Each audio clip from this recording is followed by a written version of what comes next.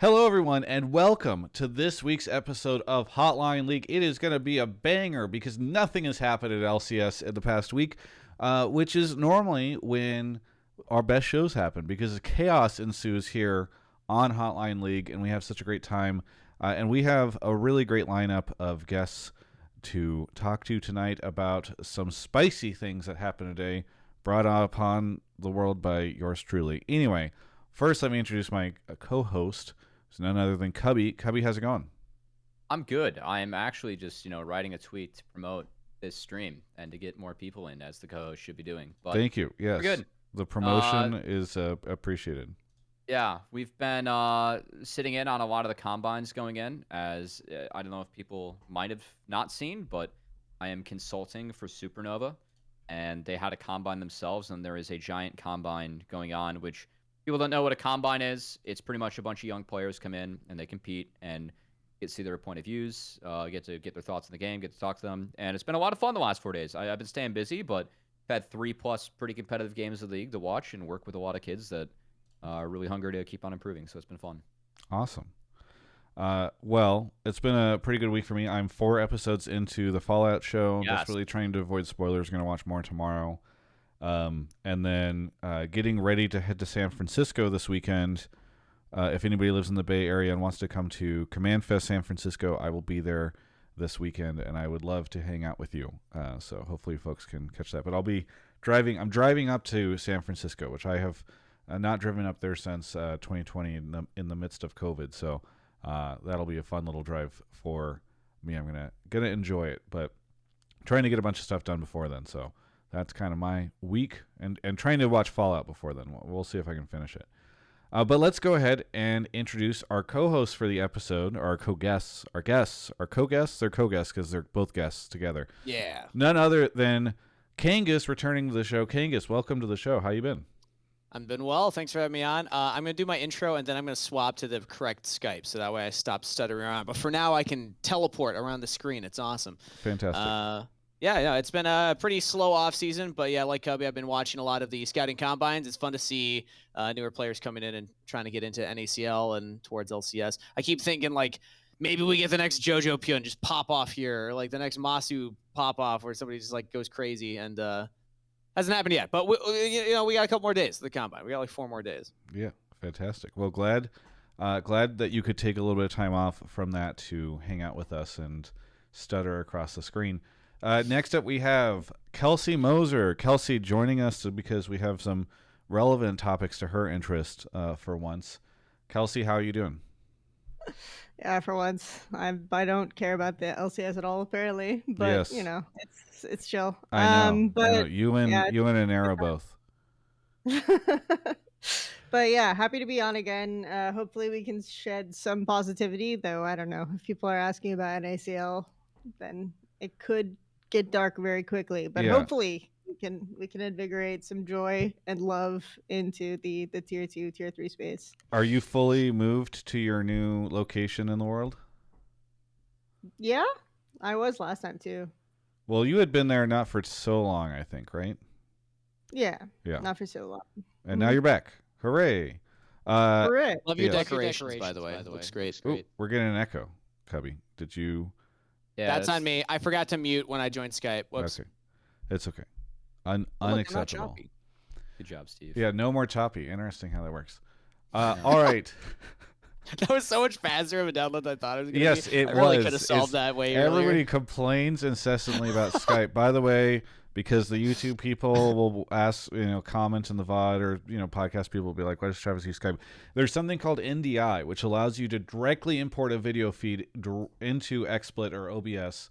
That is the technology I use. You can do it for free with Skype, and Skype is still pretty ubiquitous, despite the fact that people pretend that it is not. And so that is why we use Skype. And Kangas was fighting it and has now succumbed to the Skype installation before. You know what? Travis, we're going to get you a Skype sponsorship. Thank you. This is going to be the ad is like me being choppy, and then you'd be like, just download Skype, and then look at this. I would take a Skype. At this point in time, I'll take most sponsors.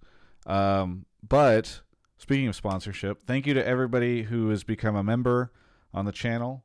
or a super chat. There was a comment on YouTube last week that was like, Travis, this is embarrassing. You need to get a sponsor. How can you not get a sponsor? You should just get one, blah, blah, blah. I promise everybody we are working on it. We've built decks. We're pitching people. As concerted effort going through. It's just not as easy as, especially in this market of just 5-head get a sponsor. So talking to at least four different folks. Hopefully something comes through. Anywho, we're going to talk about some interesting stuff on the episode tonight. I guess what has happened in the past week, Cubby? Anything? We had some more talk and conversation about Thanatos and Reaper, I guess, right? Yeah, that was the big thing. I'm trying to think of what else. No, There really isn't much news going on with LCS right now, besides the fact that, I mean, we know a lot more teams going to MSI. Have you all noticed that has anybody had the issue where Reddit just like autoplays videos with sound on? I just went to Reddit to try to look at the top threads and just from the past week. You're up there right now. I'm up there, but it just plays the audio. And that now everybody's like, what was that sound? Or Surdy getting Challenger with 92% win rate. That was cool. Yes. Oh. That was fun. And Yes. Because of that solo queue screenshot, he's now good enough and should be considered for LCS. Definitely not what he's doing in tier 2. Sure. Also, shout out though to his stream. I haven't been paying attention to his stream too much, but he was at like 1,000 viewers last night, which was awesome. Surdy was? Yeah. Mhm. Oh, that's awesome to hear. He's capitalizing at the moment. Yeah. And it was just like literally I was tuning in. It was just like follower, like new follow, just notifications constantly. So it was awesome to see people walking in. He's really good. So Reaper was officially announced. And then we had, I know it was mostly, other than that, most of the news in the past week was LEC related. We don't talk about that stuff. So, but regardless, it's been a quieter week, but Yeah, you stirred the pot, Travis. That was nice of you. yeah, intentionally, I clearly, I planned and orchestrated this all because it was somebody said I was rage baiting in the Reddit comments for that thread. They said that I was rage baiting, the community. Then I had somebody ask me if I realized that things cost money. I don't know why I decided to go into that Reddit thread, but it was a mistake. Anywho, so for the folks that are unfamiliar with what Cubby is referencing, last week, as I had mentioned that I was going to be doing an interview with Perry, ended up talking to him, I think, on Tuesday or Wednesday, and then ended up releasing that interview today. And I think it's pretty good. He's a super well-spoken person and really thoughtful. And for those that are unfamiliar, he is was a amateur player who was attempting to go pro in LCS and has announced his retirement. And we had just a very frank and candid conversation about what the experience is right now for academy and amateur players who are trying to go pro, and why a lot of players are just giving up on it. Among the different reasons, there's just a lack of spots. The teams and organizations that are out there don't do a great job of developing talent in many cases. Oftentimes, of the ones that do, you might end up on teams where there's some drama or there's some weirdness, or you're not getting paid the way you were supposed to. You hear about players, most players are no longer able to do the team house thing or participate in team house, which makes practice environments way worse. And there's just, in many cases, they are working, he said, up to 70 hours a week and getting paid maybe like $24,000. So $24,000 a year, I should say, which I suspect is below the poverty line in most instances. So, it's not great. And I don't want this show to be another Doomer episode, because I know that we have had a lot of those over the past 12 months, even with Mark before he went over to the LCS. But I do think this is a pretty good time for us to stop and talk a little bit about the state of LCS, the state of development and North American talent and all that type of stuff. And I thought that besides Cubby, obviously Kangas and Kelsey would be great opportunities or great partners in that discussion. So we're going to talk about that, but I do want to say that I don't think that this whole episode will be that. And if folks have other things they want to call in about, I don't think we'll talk about MSI yet, because we'll have several weeks of being able to talk about MSI. but other topics that might be interesting, relevant to people. Maybe the Reaper announcement is something that people want to react to. There's a lot of different things we can talk about. So super happy to have different takes. They don't all need to be related to the Perry stuff. And I don't know if you started pulling any yet, Cubby. I got a couple in the tank, but yeah, I did want to like flag that if you guys like, we're gonna try and pull a little bit of both. I already have a C9 take, so yeah, it won't just be this, but I like this is the episode where we actually get to talk about Challenger stuff. So yeah, you guys can blame me for this one, of course. This is all my fault. That's the only reason that Travis is doing any of this content, and it's we're just gonna have to deal with it this week, right, Travis? Yes, exactly. No, I don't know. I thought it'd be a good conversation. Really quickly though, we glossed over this at the start of the show. Have you watched Fallout yet, Cubby? No, I've not. Roth and I need to. 4 episodes in though, Travis. What do you think so far? I think it's really good. Yeah. I saw will 7 not. out of 10. People know here that I am like very anti-spoiler. Mhm. First off, you should be aware the first episode is 75 minutes long. It's like a mini movie. It's really good. But I think they did a great job of telling so far a really great story that is within the. I think for me as a fan of the games so far, it has done a good job of making great references to the game without it feeling like, yeah, it's a game, so there's the game stuff, look, they're appeasing the gamers or whatever. I don't know, I really like it. And also it being set in the Los Angeles area is like super fun because obviously based out of here. So I don't know. I recommend people go take a look at it because I think it's really, really solid. And how is the quality of like the shots and the set pieces and the costumes? And stuff? Amazing! That's Amazing. what I was concerned about with the trailer. Was I was like, I don't know if it's gonna like feel real. I think it feels very cinematic because it's shot in what is that? Not the cinematic aspect ratio that I can't remember that you use in theaters. So somebody in Twitch chat will say it, but. That's nice. I think all the cinematography is really nice. I think the costumes and everything feel like, to me, everything feels very real. I think in stark contrast to, for instance, the Borderlands trailer for the Borderlands movie, which to me feels very lower budget. That doesn't look as promising. Even though one is a movie and one is a TV show, you kind of have inverted expectations. So, yeah, I don't know. I think it's really, really good. So. All right. I'll have to check it out. I know my roommate LPL caster Mazel has been wanting to watch it, so I might finally succumb. Yeah, no, you should. Just watch the first episode. Like that is just, you can sit down and you can watch it. It's fairly self-contained and I think does a really good job of introducing the characters and introducing the world. So would recommend. Yeah. All right. Now that the important part of the show has been taken care of, let's get into this other stuff. Do you want to grab the first caller, Cubby? Yeah, I got it. While Cubby is doing that, thank you to the following subscribers. Rindy, Dustin with the 12 months, Purpose, Bernie's Left Nut, Real Foxy 1, Poro on Mars, Moonfish, Darth Ellis, Shadow Spectre for 2 years, Crueles for 4 years, 48 months. Yeah. Ian7J2 with the community sub and Anor. And then over on YouTube, thank you to Mochi Teddy for the $10 super chat and Kyle with the membership. So thank you. We got Davis here as our first caller. Davis, where are you calling from? I'm calling from Washington, D.C. Washington, D.C. Also the setting for Fallout 3. What do you want to talk about on the show? I want to talk about how we should bring back scouting grounds, but make it more of like a content creator event where the teams are drafted by different like personalities and host and Mr. Beast and stuff like that. Yeah, okay. You want to elaborate on this a little bit more?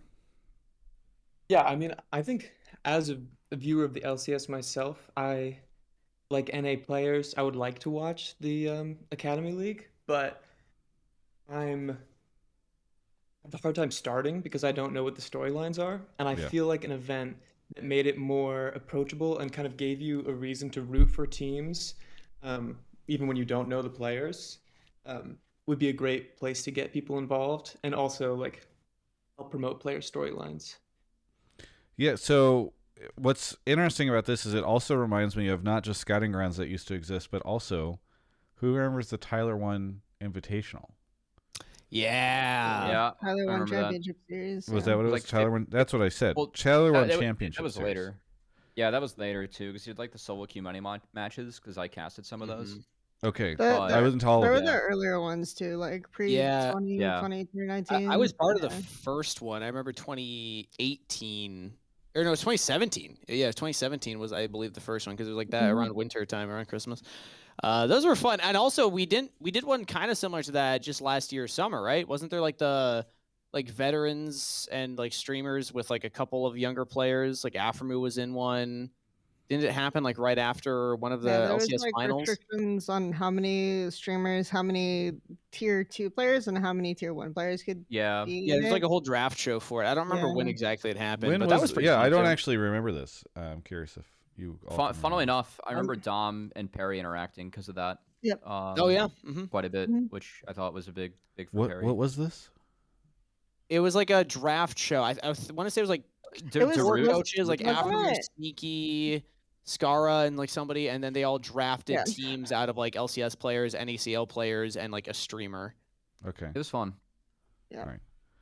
Yeah, so Clearly, the fact that Travis doesn't remember Don- it shows Dante that put like it on. maybe it wasn't Shows like that as it was, I impactful. no, no, here well I will address publicized, but yeah. I will address the elephant in the room, which is that I do not follow the academy or amateur scene, and my stance has always been that the academy and amateur scene should not be, and I say this with a person who used to run the show for it and 2 casters for it, that the academy and amateur scene should not be about viewership, because for so long people were like, how do we get this thing viewership? Riot was always pushing the idea of like, and teams are like, oh yeah, this is not getting viewership or whatever.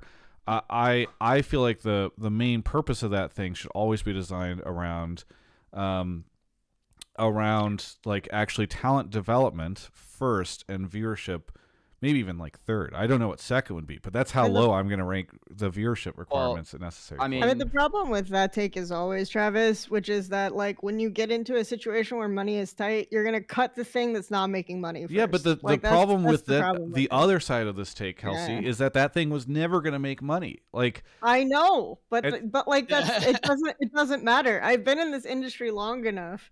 Like you were here. don't give me the I've been in the industry long enough. I have also been in No, this industry I'm long saying, enough, like, Kelsey. you and I were both at Yahoo. Mom and Dad are This is- fighting, I'm Kobe. saying you and I were both at Yahoo when someone, I forget who it was, I think it was Verizon, bought out and they were like, what is this esports thing? It doesn't make money. Oh, it's supposed to be Yes. a long-term product. Yes, but Sorry, my bad. the difference is that academy and amateur should always and I actually got blocked by one of Cubby and Kangas's colleagues, I think, for this take at one point in time. But the problem is always that if your main purpose of this thing is to make money, then it doesn't make money, then it's going to be way easier to cut than if people have always been programmed in their mind the idea that like, no, this is not supposed to make money. The purpose is to offset costs elsewhere by making creating North American talent, or by creating a system for all this stuff, right? Like that. My frustration was always, if you make the goal money, this thing is doomed from the start, because you even just admit it. You know that it's not going to make money. Yeah, but the Can I problem add is something that here? if you're saying that, like, it's fine. We'll let the caller talk. No, wait, Kelsey, please. Yeah, I was just gonna say the problem is that even if you tell people the point is not to make money, someone will always say, "Yeah, but it's not making money," and that will be like the bottom line. And that's why Cubby gets so frustrated about it. The branding thing is the most important part, right? Because you're not going to promote players unless they have enough of a brand, which is why Surdy is turning way more heads after being like a top candidate for most valuable prospect this split, performing very well in NACL for multiple splits.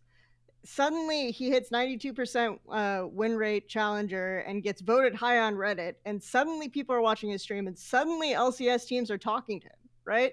Like, that's the difference. just playing well in the tier 2 league is not going to do anything. It's about the brand. It's about how many people are paying attention. It's about how many people are talking, because that's what makes GMs even care.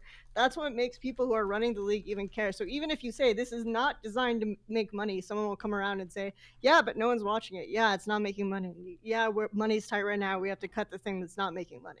Then it's always going to be doomed, because I don't think that there's ever a place where this thing is going to be highly profitable unless it dramatically changes, which allows us to loop back to, I guess, the caller's point, right? Which is couching this within the premise of streamers or having streamer names attached to this stuff, because obviously what Toast was able to do coming into the league has been very significant. I don't know how much of that has held up this year. Actually, that's a great question for you all. How much, because obviously last year there was a pretty big effect of Toast coming into the league in summer. How much has that carried over to spring? Also, how much is like Toast still, because I think he was streaming all the games and all that stuff. Has that changed much in spring? Yeah, he wasn't streaming as much. His team struggled. It wasn't the same boost that we experienced from last year, but we also had a lot of other changes to our broadcast that like would have fudged with numbers, so it's kind of hard to tell if there was a compounding effect, because we went from 2 broadcasts to 1, and we also went from our broadcast being on a different day from LCS to then being after LCS. Gotcha. Yeah. And best of 2's, best of 3's Fearless Draft. A lot of like format changes. But I will say for the live finals, we saw for summer finals, pretty much everybody there, which were free tickets, was there to cheer on Toast. They were just there to like watch Disguised's team and cheer on Toast. For this spring, I would say we had less people in the audience. I don't know for certain, but just like vibes, just looking out into the audience, we had less people, but not by like an insane amount. It was still like a decent audience for NACL, and they were $5 tickets. So you had to pay to get them as opposed to having them for free. So it was interesting to see that like for the live audience, it was less of an effect than I was expecting it to be. I think you also had the impact of Maryville being in the finals. So you had like a lot of people who just support the collegiate scene, and like other collegiate players from who came out just to cheer on the fact that like Maryville was in the final too. So that was like kind of the trade-off for the live experience. Well, okay, so to get back to the caller's take, which is there should be scouting grounds and we should have streamers or something attached to this. I mean, I definitely agree with this. I think that like as much as we can get different personalities attached to the league, the better. And I mean that both in LCS and NACL. I think the question that I have is like, who is somebody who would be interested in attaching themselves to like a scouting grounds or something along those lines? Because I do think you need to have folks who are like interested in the space or interested in authentically supporting it. Obviously there's folks like Cutie Cinderella and those types that could maybe do it. I don't know, caller, did you have a bunch of names of people that you thought would be ideal for this? Not exactly. I mean, I could come up with some, like the old scouting grounds only had 4 teams, so you wouldn't need that many, like Bloodwood, Toast, Moist, and then, maybe Cutie Cinderella. But also I was going to say, in terms of like how the Toast boost didn't last, I think maybe an event like just in a shorter time span than like the whole season could make better use of that influencer effect. And I also think the previous draft that had like a similar format to this you guys were talking about in the beginning, where they had different streamers and influencers and old pros as the coaches. I think one problem with that as a viewer and why I didn't tune into it was because it didn't have enough tier 2 players in it. Like the reason I would be interested in tier 2 content is to learn about the players, and that didn't have that focus. Yeah. I also kind of hurt during the draft when some of the team captains were like, I don't know who these players are, so I'm not going to pick them up because of the branding side of things as well, I mean, my thing for this is I think it's almost necessary just because I think that the LCS team should push to have this, because at the moment they're all on their own for doing an event, and if they actually got together and wanted to run something like this, I think that there's a lot of value for them. I think my biggest frustration with a lot of the changes is I think a big part about Academy was seeing if you could get these 16, 17, 18-year-olds at times to like move out to LA and just live the life as a pro and to see if they could do it. Like I still remember I when APA first joined Team Liquid, like we did a podcast episode with him out in like my place. It was Raising an A. We did it. We like drove people out here. It was fun. So I drove him out here and back, and I talked to him a lot about like, hey man, like you finally made it. Like it might be a year delayed, but like at least you had like time at Maryville. And he was really thankful that he had time at Maryville because he already kind of knew how to live as an adult.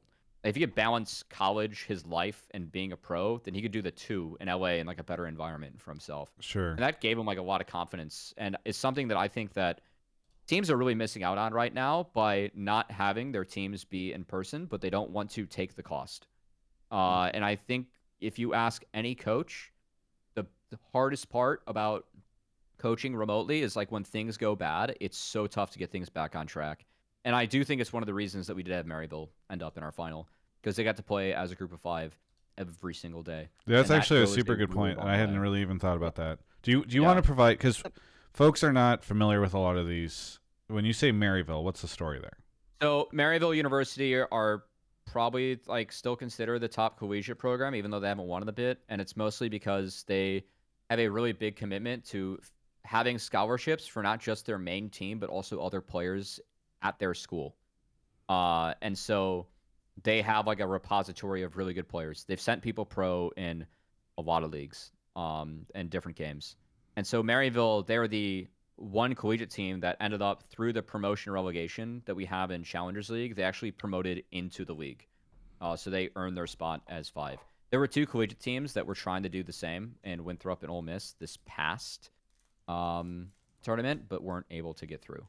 But the big buff now is that because everything went remote, I know that Andrew Barton's in here saying that LA is too expensive, and LA is really expensive. I mean, I'm none of us here are ignoring that, but there was a world where you had another 10 teams that were out here in person, and I think that grinding it out every day in person is a really big thing for these orgs to see if these guys can do it being a pro.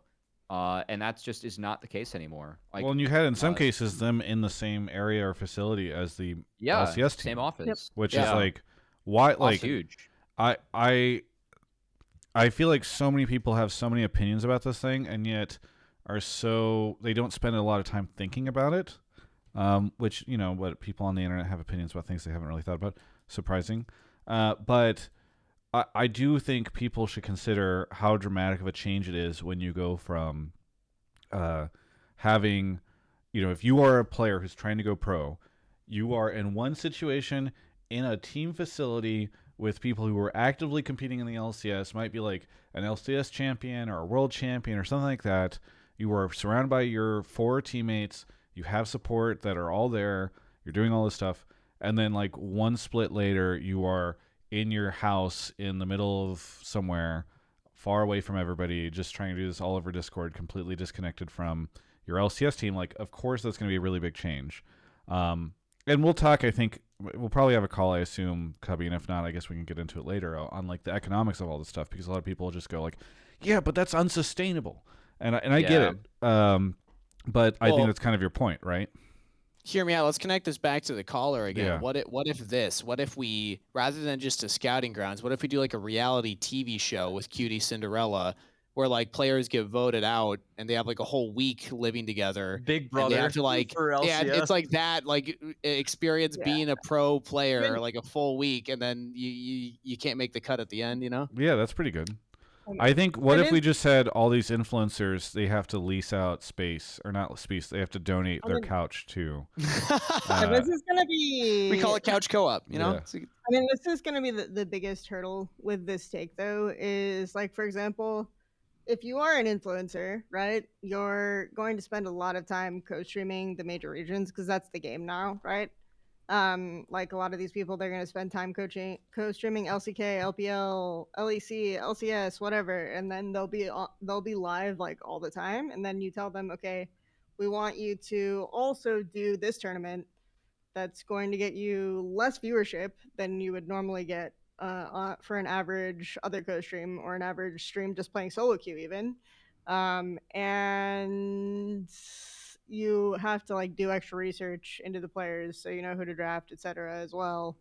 That's when I think you'll get into the problem of how much are we able to pay these entertainers, how many people are willing to donate their time, And that's like the logistical issue that you'll run into, because I do think there have been in the past like instances where people like LS, for example, did like an NACL co-stream one go round, didn't get a ton of viewership, and then it didn't really happen again. I'm not sure exactly why he didn't do it again, but my guess is that it just like didn't get him the viewership he's used to. I mean, he co-streams so much stuff.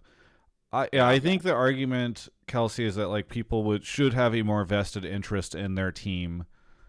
Like, if assuming they're co-streaming a team that they are attached to, like they should have a more vested interest in that team than maybe co-streaming, like an LPL match or something.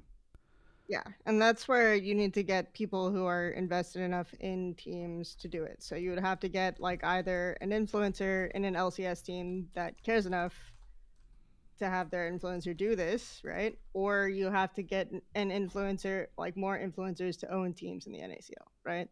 So that would be the kind of like trajectory there. I do know like part of the interesting element of Shopify is obviously that they do have like teams within their organization that partner with the other influencers, right? So that's like part of the tangential appeal of Shopify with like Moist and Ludwig, who are interested in their like in the Apex and Valorant properties, but maybe not interested in League at the moment. So things like that are like all possibilities that you could kind of see maybe happening. So that's why there is merit to this idea. It's just like important to understand which influencers would be interested if you can get influencers interested in an event like this that won't necessarily get them as much viewership as their normal streams. Right. Yeah. I also don't think you necessarily need to target the people, like you referenced the idea of, hey, are you going to, why would you co-stream something that when you can co-stream like a major region? I think you can co-stream, you can target people who are not the LSs of the world or the DOMs of the world, where they are not people like Cutie Cinderella or Toast. Toast is not making the decision between co-streaming LPL or co-streaming his Academy match or something, so yeah. Also, as an aside, can you all explain to me and everybody else what the nomenclature is on all of this stuff, because it's really annoying and complicated. I understand there's Academy, which is much like, the survivors in Fallout, the little remnants that exist of the previous great civilization of the 10-team Academy system. So from my understanding, there's 2 Academy teams right now, right? When we talk about Academy, we're only talking about 2 teams. Yeah. And then there's amateur teams, and those compete in the Challenger Series. So there's the LCS Challengers League, which is what Academy used to be. We made the most unsuccessful rebrand ever to Challengers because everyone still calls it Academy. Yes. It is what it is. But Academy, people still operated Academy teams within the Challenger system last year, right? Yes, they did. They were required to have a team, but they reshaped the league where it's a 10-team league that still includes now 2 LCS affiliates, and then the rest of the teams compete, and there's promotion and relegation for everyone. So we just welcomed in 2 new teams to the league. So is anything called an Academy team now? No. Not officially, but everybody in the community and even the teams and players themselves still call it Academy. By correct branding, their Challenger team. So what is it? Yeah. Okay, so everyone's the same. So like what? Everyone's the same. Supernova is a Challenger team. Like West Challenger. It makes it even more confusing because previously the Challengers League used to promote into LCS itself, but it's also not that, right? It's not the old Challengers League from 2016, 2017. Right? It used to be like North American Challengers League. It would promote directly into LCS, promotion relegation. We don't do that anymore. It's basically Academy, except there's only 2 teams that are technically Academy teams, and the rest are previously amateur orgs or collegiate orgs that are now just NACL orgs, and it has promotion and relegation into tier 3. So I always just explain it very simply. LCS is tier 1, NACL is tier 2, and NACL OQs or OQs are tier 3. That's the open qualifiers. What do you mean OQs? What are OQs? Open qualifiers. Okay. So that's where like 5 friends in a dream can sign up and just like try and play through the qualifier tournaments to then try. There should be a name for tier 3 that is not NACL OQs or OQs. Yes. I agree with that. But I guess that's what people would say is amateur. Yes, that would be amateur. Okay. And then the collegiate system exists outside of this, but some of the Oh, no. top collegiate teams do compete in OQs, and Yes. one is in Challengers League. So that's Yeah. how that interacts as well. Because I'm sure that will come up at some point tonight too. And when you say one is in Challengers League, that is Maryville. Yes. Okay. Yes. There you Also, go. though, wild card, this split, I think of also as a collegiate team. Oh God, Yeah, no! Oh, we're not so- making this even more confusing. Yeah, Oh, I don't think we need to add that We layer. are. But no, the reason why I want to add that layer though is because I think you have to kind of like hype up the players that play college in Sure. NACL. I think we have to go that direction. I think because that's where like a lot of the rivalries can be interesting and carry over into other leagues. So I do think it's worth explaining to the audience that's interested in challengers the collegiate holdovers. I think it's worth explaining that because the collegiate rivalries right now are way more interesting and more lucrative to like collegiate boosters, etc., than NACL, which is like So, to Travis's point, like no one cares about. so to catch Travis up on that, Wild Card is a team that their roster is 4/5 of a collegiate team that plays in collegiate, but also in NACL. I'm But gonna be their honest, top lane I've already is in a tuned out different on this team. part. I Yep. know I asked a question, but you guys have But now I like want to once hear. we start now I wanna getting into hear this, like, Travis oh yeah, but explain there's it. this other thing. Like you lost me we after still we have a caller talked. in here? That's why I said it's NACL OQs is tier 3, NACL is tier 2, Yeah. collegiate is a separate thing, LCS is tier 1. Okay, It's great. fine. Okay, so back to the caller's point. I like this idea. I think having influencers be attached to a scouting grounds thing would be great. I think scouting grounds is like a tight enough product that you can have, like some big personalities attached to it without it being a huge commitment for them, and you could somehow bring them all in. I wonder if you all think Riot would ever be willing to shell the money. Like, would the scouting grounds be in person? Will Riot send? We don't travel anymore for LCS finals, so what do we do for, is there a world where we even bring in players for scouting grounds, or does this all happen online, or does it matter? I think it all happens online, but Mhm. I do think that there are a lot of teams that in the LCS, when they drop their Challengers League team, they said that they would have some kind of way to continue to scout and develop talent, and for the vast majority of them, those were all empty words. So I would actually encourage LCS teams to try and put on some sort of combine. I do think that scouting grounds held some important merit because half of the value for this is just networking for the players, especially the ones that like are very young to this. So there was when EG were talking about this, the genuine interest was to partner with like a team, a school in Washington, because EG, to the bewilderment of many people, cared very much about the fact that they were located in Seattle. So that was like one idea that I think some teams had but didn't follow through with because it costs money. And the real end of the line is like to the point of no matter what, when times are tough, you cut the thing that on the balance sheet doesn't make money. And that's what happened to Academy in general. For the LCS, even though you could definitely argue that Academy was a drop in the bucket overall, relative to the expenditure of everything else happening. And for many teams, it was a cost saver net, like to Travis's point. There were a lot of teams that actually did make money off of saving costs for Academy players. But that doesn't show up in your balance sheet, right? That doesn't show up in the balance sheet because you're not weighing the cost of the player you would have signed against the cost of the player that you did sign. It also doesn't show up as a quick aside, and then we should move on from our call because we keep going off on tangents. But like, it's also frustrating to me because the premise of franchising was like, hey, we will be able to better support the development of players. It was one of the premises of franchising. And so then years later, when they're like, actually, fuck developing players, we're not going to do any of that. I get frustrated because I'm like, okay, so now like Immortals, you exist here. What fucking value do you bring? Because nobody cares about your LCS team. You aren't developing players. You've made no commitment to develop any players in this space. You're not doing anything here. You don't. all these teams put out their posts that were like, we remain committed to helping the development of play. No, you don't, and so they're just like, it's just so frustrating to me, because I'm like, what is your purpose to so many of these teams now? And I mean, it's frustrating.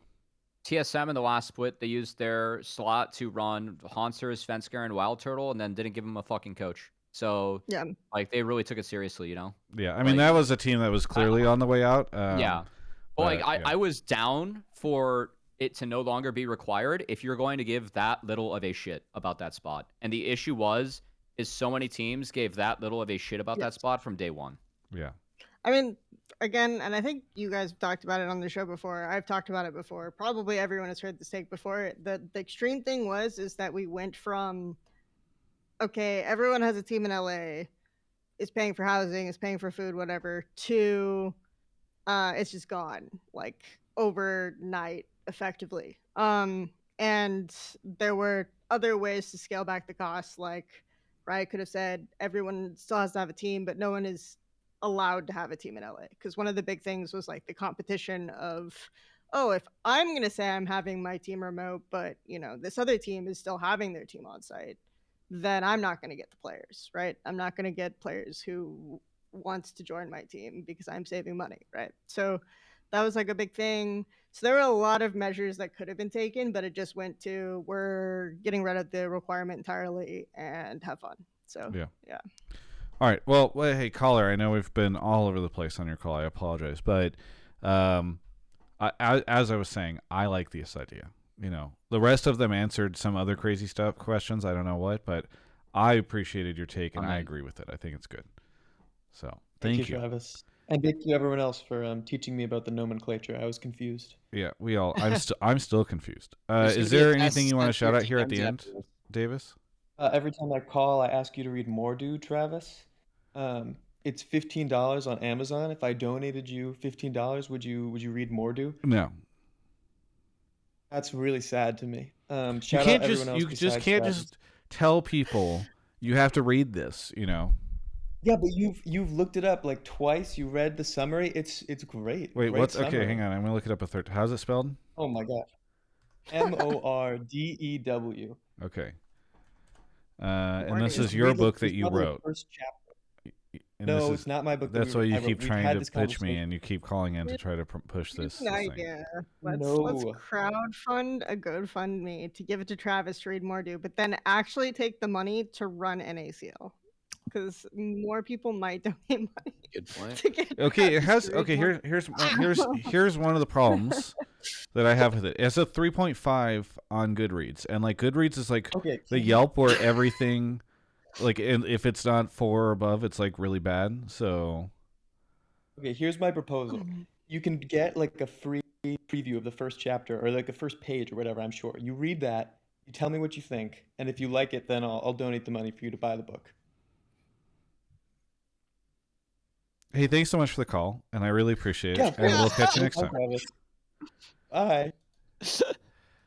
I appreciate the effort. I'm gonna go grab another call. Yeah. Off he goes. Thank you to where are we? Poor caller. Leo the Chosen, Anor, FCR, PBG, Aerohydrus, Cabbage Corgi, so many things. Jaffe for 40 months, and Doki Mion. Thank you for the 1 year. Thanks everybody. Oh, and Maddie Socials. Thank you for the tier 1. Hey, we got Breaking Dreams here. Breaking Dreams, where are you calling from? Sydney, Australia. Sydney, Australia. What do you want to talk about on the show?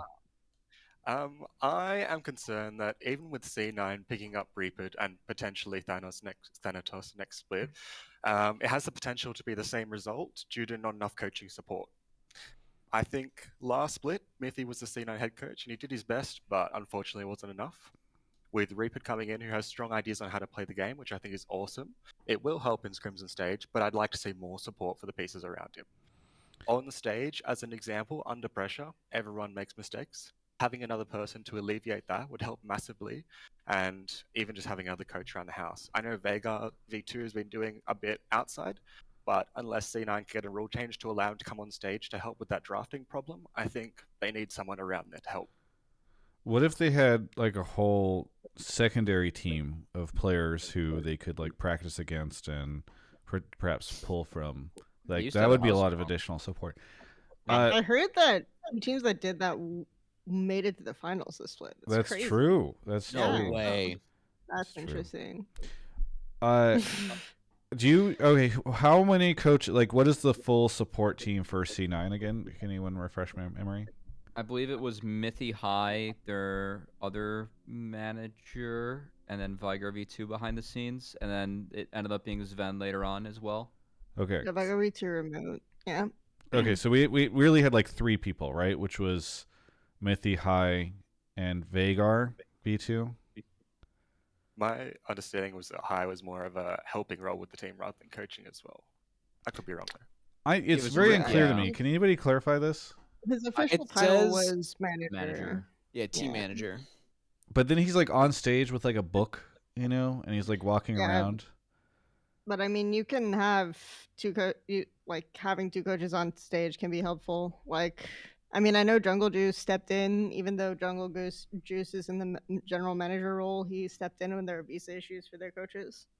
So I mean, it's a lot of times like when you have the way the coaching staff structure works, like people have this idea of your coaching staff being very like this guy is the head coach and he does all the vibes, and this guy is the strategic coach and he has the nerd book, but it's very much like where you help you do stuff. So High probably has a fair amount of experience like talking to players when they're on stage, like making them feel focused, stuff like that. And so he was probably very useful for that. And so it was useful to have him on stage. Okay, right? so let's say they had 2 coaches. Do you need 3 coaches? Does C9 need 3 coaches to find success as a team? Probably not. But it's not going to be something that's bad. Like 3 coaches, as long as they're adding value, is good. Like a lot of teams don't think having 3 coaches adds value, but if you hire the right people who know how to add value, then having more coaches helps. It's that simple. So yeah. Well, I phrase it this way because this is kind of the caller's premise, right? Which is Yeah. they're not going to find success with having only Reaper and Vagar V2. So is that, Kelsey, you're saying that's not necessarily the case, that they can find success having Reaper and Vagar V2? I think they can find success. It really just depends on what their problems are, right? We could go like wild speculation in terms of what their problems are. Yeah, let's based do on that. Because otherwise we're purely- talking about just about Academy. So I Speculate. need to spice up this episode. What do you got, Kelsey? Wild speculation. So if you're watching, I mean, if like C9, the main thing is like based on their gameplay, their mid game macros a problem. Based on their content, they talk about how sometimes scrims were super unproductive because people are not taking things seriously. XYZ. That is a coach's job. Okay. To make sure that the environment is focused no matter what, right? That is for sure a coach's job. From day one, doesn't matter if you're stomping scrims, you have to set the tone, right? That is 100% a thing. So you can argue that new expectations coming in, maybe they're going to Reaper can just like completely command the room. Everyone will just take things seriously from the get-go, whatever, right? So that can be the argument that that's like the number one thing that needs to change. You can also argue that the leadership structure within the team, whoever is doing that, is not kind of clear, can't really transition their focus in terms of like what to do from scrims to stage. If that's the case, then maybe the top lane change isn't enough, because the top lane change isn't necessarily going to be someone who's going to give you like a lot of direction in the mid game unless you have a specific impact type, which he doesn't even talk that much in game, but he's very useful in review, right? So you have that, and then you can have like Thanatos, who, if you watch his LCK Challengers VODs, his macro isn't like super insane, and their macro wasn't crazy, so I'm not expecting him to suddenly come in and be like 1v9ing the macro game. But maybe, Reaper can do it, and Reaper will work well with Thanatos, or maybe they have a pre-existing relationship, and through Thanatos, Reaper will get everyone's buy-in, because Thanatos will come in and dumpster everyone in the 1v1, and then suddenly everyone on the C9 team is like, yes, thank you, Thanatos, for delivering us from despair by being such a good top laner. And then Thanatos says, everyone be serious. Reaper says, be serious. Then everyone listens to Thanatos. Like, there's all sorts of dumb shit that can happen in a team environment, and it's like very difficult to say what's going to change. But I think the argument that just adding more coaches will fix it is difficult to make without having more concrete evidence on what's going on, right? Okay, so you think the caller's take is bad. You think and that their ideas are bad. I mean, I don't think their ideas are bad. I'm just saying I don't have enough information to say whether or not the caller is correct. Gotcha. I think. I'm sorry, caller. I think, yeah. I'm curious to hear your thoughts, Kelsey, on kind of like a different way to phrase the question. Given the experience level of the Cloud9 players, what do you imagine the most important things a coach needs to do to give them success? Like what would a successful coach look like given the experience? Because I'm imagining you don't need to teach a lot of like game mechanics or like matchups or things like that you would be doing for maybe some of the lower teams or even like challenger teams. So for like the Cloud9 experience level, what's like a S tier coach and what does that look like? And do you think Reaper fits that for them? I think it needs to be someone who like immediately gets buy-in from the room, and because a lot of times that person will be someone with a big reputation and a big brand, and Reaper fits that criteria. A lot of times that is what ends up getting players to immediately shut up and listen. Do I think that the personalities of C9 are necessarily those people who will see Reaper come in and suddenly be like, yes, your aura and experience is so impressive, especially since a lot of them have worked with him before, right? Yeah. I don't necessarily think that will happen, but I do know that from like assessments and more information of Reaper behind the scene, he's very effective in early splits, especially because he's very good at tone setting. So it's possible that that is like something that will automatically change things for them. I mean, they looked really good week 1, C9 in spring, Kelsey. They 3-0'd. Yeah, but I'm saying that like based on pure proper speculation, right?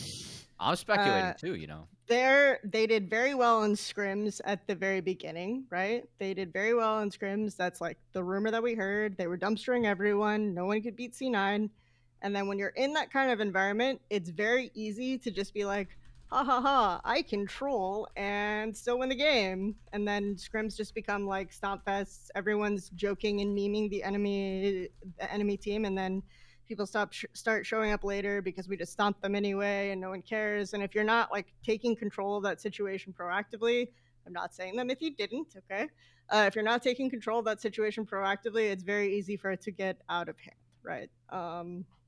So that's like, that is my pure speculation, is that everyone was like, this is so easy, and they just kind of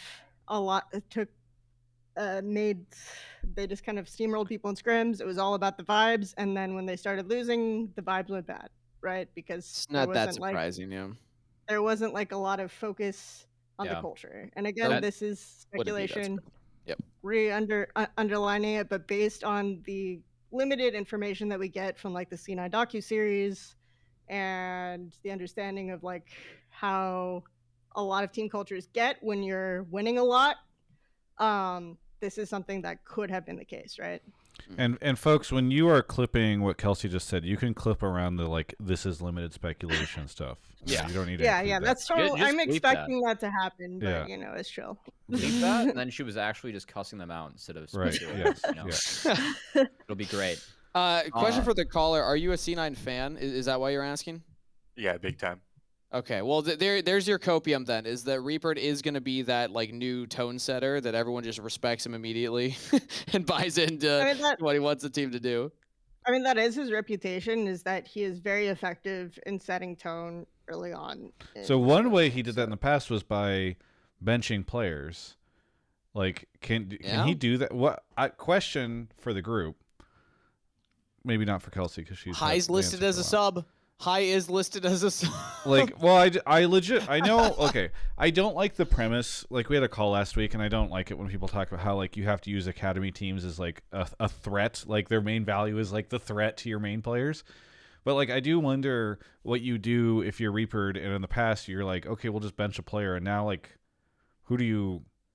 Like, who do you sign? You know, like, if somebody's not working out right, like... Just the next Blabber, you know? All these teams know all these players off the top of their head because they don't have secondary teams anymore. That's implied.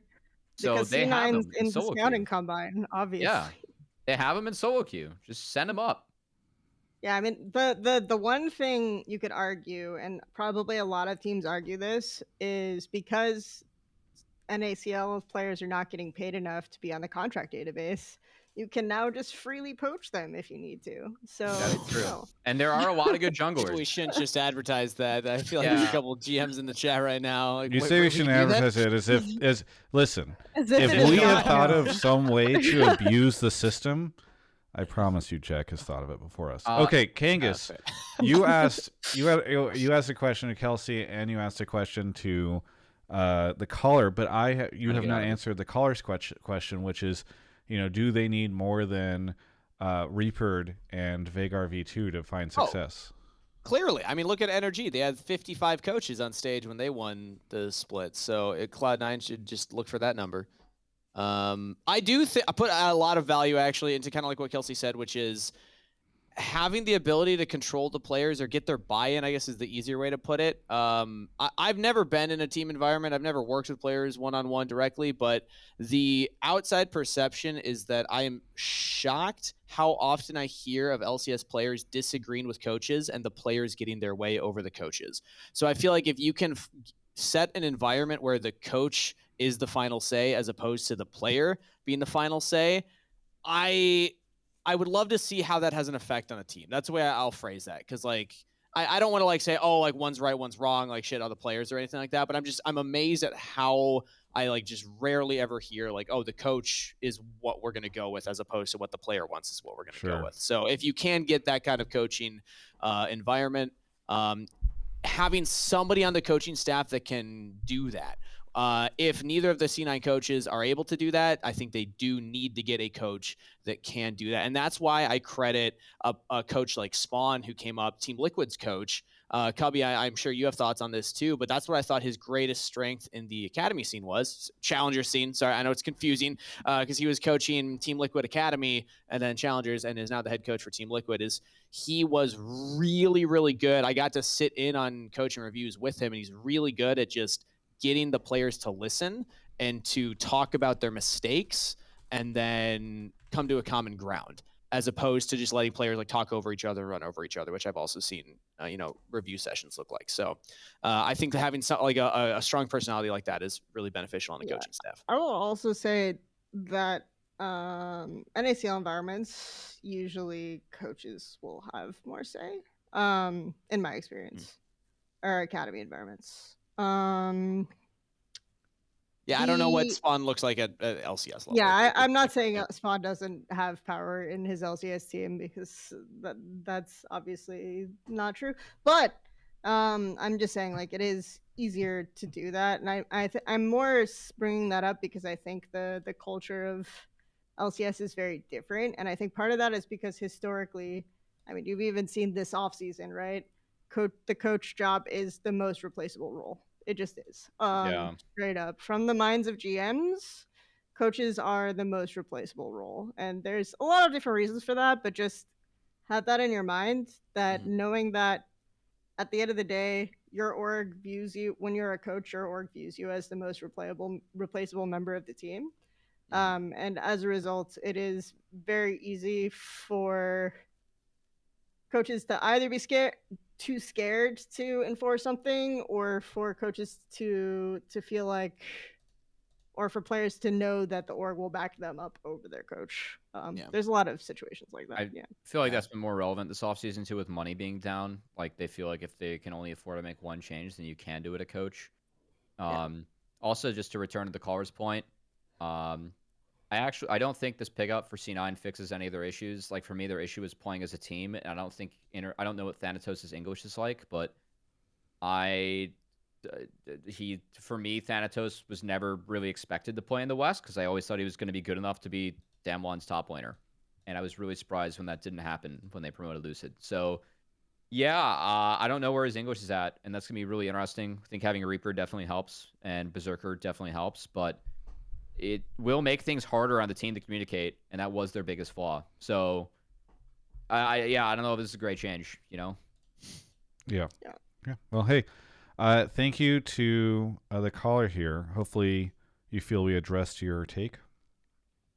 Yeah, for sure. I just wanted to throw in at the end, even with the take, I'm really excited for Reaper to come in. I think when Reaper and C9 were together last time, they were one of the most aggressive teams, and I hope that comes back. Nice. A lot of Graves split map level 1, you know? Yeah. It's back. Well, thank you very much for the call. Anything you want to shout out? Shout out you guys, and shout out to the Aussie brother Surdy, who's also streaming. Let's go. Yes. Nice. Awesome. Thanks so much for the Of call. course. Catch Thank you you. next time. Personally, I think Surdy getting picked up by Cloud9 would have fix all their problems. You know. I Obviously. don't think there's enough ball for all those players. We'll put it that way. All right. I'm completely unbiased opinion, you know. Obviously, Yeah. 30 fixes all problems in all LCS teams. So yeah. So it is time for Cubby. Cubby, come back. I need to do a quick shout out. No. Damn it. No? All right, fine. All right.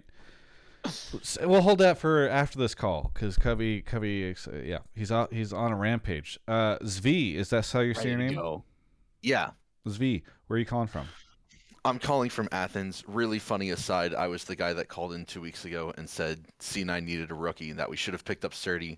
Not happy about Thanatos. It is what it is. My take tonight is about high school esports dying for the League of Legends scene and how year by year, League of Legends participation in high school declines. And eventually that's going to kill the collegiate scene in and of itself. And that the solution to this is for colleges to invest in the league esports scenes by hosting quote-unquote road shows in place of Riot to help attract younger blood into the scene. Oh my god, there's like 5 different things that are happening. This take is, I don't even know where to start. It's like I just bit into a very chewy steak. Okay, so you said high schools have less participation in esports. So I've been coaching high school esports since 2018. Year by year, League of Legends participation goes down about 10 to 15%, and that's been consistent for In 6 your years. high school, or just like where are you seeing? What is tracking East this? Coast. The East Coast. The East Are they Coast. going to other games? Are more games becoming popular, or are the clubs just shrinking? It's very Other common. games are increasing in size. League of Legends is not. And where is this being tracked? Like, how do you know this? Play VS, Play VS. the shit company that has the exclusive. Yeah, I was gonna say, isn't that the thing that we don't like? like? Yo, base caller. He called him Yeah. shit. Let's go. Yeah, Dude, I it's know. I over. thought it was known that they were shit. I thought that was just Well, like, yeah. the headline. But Travis, what are you and I gonna do about it? We're stuck here in this world. No, okay. So explain what play. Actually, Cubby, can you explain what play verse is? Yeah, so PlayVersus, Riot gave PlayVersus an exclusive contract to run high school esports, and they monumentally fucked it up. And Riot had some investment in that company, and there was a giant lawsuit about it. Ooh, Yeah, there Yeah, was. just to Oh, yeah. just Wait, how did I Yeah. miss this? Who sued who? There's just I don't know. so many things. Jacob Wolf was covering it for a while. Gotcha, And okay. this is like 2, 3, 4 years ago. That's why I'm not Yeah. familiar. And a lot of the to give TLDRs, a lot of things with play versus were mismanaged. Schools got fined for things like no showing when the matchmaking was terrible. For example, like there was just no thought to the matchmaking. You could be breach. like level 10 players placed against like diamond players, Yeah. you know, just for fun, and then you get fined for no showing that match, like whatever. Even when there's consistent feedback that the matchmaking is bad, it doesn't, like, the biggest complaint that I heard from talking to teachers, coaches, was that they just didn't listen at all to anything, to I any feedback casted for them. whatsoever. So I could not say kill because they Or thought blood, it right? wasn't good for parents. Yeah. Yes. It was So wild. Like whoever was running this, they lived in a wild fantasy land. Okay, but so now That's Play the reason Versus we is don't gone, right? That's what my understanding was. No. I thought that they are not they gone. lost the partnership or whatever. They lost the exclusivity. Yes, Okay. but the damage had already been done. Other people can run League of Legends in high school, but that the infrastructure for it's not there because all these other companies weren't able to access it for so long. Okay, so now, so you're using data from this company that probably already people are bailing on, right? So like, Correct. I'm not sure that it's the most representative sample if everybody finally gets to leave this partnership. It That- does line that's up though with definitely other fair. trends. Yeah. Like it lines up. Okay. Okay. It lines also like the most feedback I get from like the California scene, which is probably what I know the most about, was just the accessibility of other games became a big issue. So it wasn't just like purely Play Versus. It's like you tell kids who have never played an esports title before, but show up to a gaming title, a competitive title before, but show up to an esports club. Like, what game do you want to play? And there's Rocket League, where you get to be like a recognizable, cool rocket and play soccer with rockets, and that's like very easy to explain and to start playing right away. Or you could play this game that's very complicated that has like over what champion number are we up to? Like we're over 160 something. Yeah. yeah. I thought we were over 170 already, but anyway, Oh, in maybe. that ballpark, with like a bunch of different interactions, a bunch of different items, a bunch of different things you have to memorize and study. What are you gonna play? Like that's generally the feedback I've gotten. And when I started playing the game, right, there was like 40 champions or something, so it's way easier. Yeah, and you grow with the game. Sure. Yeah. I mean, we're kind of going off topic, right, on the complexity of League of Yeah. Legends. Okay. So Yeah. back to the caller's point. You're saying, okay, so League is not as popular as it was in high school anymore, which you think further undermines the path to pro in North America, and you think colleges need to solve this by hosting road shows. So I would like to preface this by saying that I have literally done this thing before. In 2017, 2018, I was the president of the esports club at Georgia Gwinnett College. We had about 80 members, only like 30, 40 showed up to meetings, whatever. Every semester, I would host a League of Legends LAN tournament, and I would sit on my ass and call and email every college within a 50-mile radius and every high school within a 50-mile radius, trying to find anyone I could get show up. And I would host these LAN tournaments with 10 to 12 teams ranging from high school to college players. That's cool. These were Riot-sponsored events. Riot gave us Get that RP. collegiate merch. Yeah, RP, Yeah. Triumphant Rise. It was sick. Okay, but It this is didn't not cost me what a you just single described, and what you just described was really impressive, but also not a road show, which is what you were suggesting. Right. I'm just a single dude in college. I don't have the pockets to make Oh, no, an actual roadshow. You just said, I want to preface by telling everybody I've done this already, and then you described something that is definitely Right. not what you were And- talking about. Okay. So I had people come to a destination, and I made it as awesome as I could without dropping Okay, a single dime. so of my you're own. I saying had they them- should host LAN events. Yes, but make it a little glamorous. And doesn't need to cost $47 million or whatever the heck it was for Worlds or finals. You can drop $1,000 and make this thing look awesome. I will shout out Maryville, who do this. Like they've had high school teams be the primer to like a final of a different LAN. Like they'll invite two local high schools to play against each other, and that'll be a match, and that's like a show match for them where they get to play on a stage. And Sure. then they'll also like play the Smash final. They did this a lot in Smash. They put on that was their LAN this past year for Gateway. Okay. Which used to host League as well. So to get back, really quickly, caller, just so that I fully understand what you're suggesting. You think high school stuff is dying. You want colleges to host LANs that presumably high schools can participate in, and then what is the mechanism by which all of this is incentivized? Like, are you saying, oh, you just think colleges should do this on their own? Are you suggesting Riot should somehow encourage them to do this? Should there be some sort of formal program? Like, you want this to happen, but I guess my question is like, what what is the campaign for this?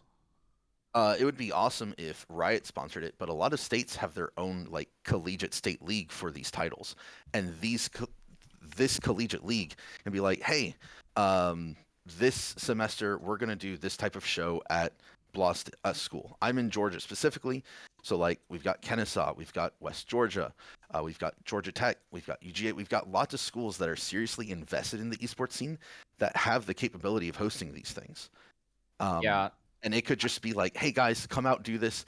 And the incentive for high school to come here is like a scholarship, or and it doesn't have to be big either. Like throw a Sure. $500 or $1,000 scholarship. Don't schools then do this also- though? I was about to say, like, the way Yeah. to do this, Yeah.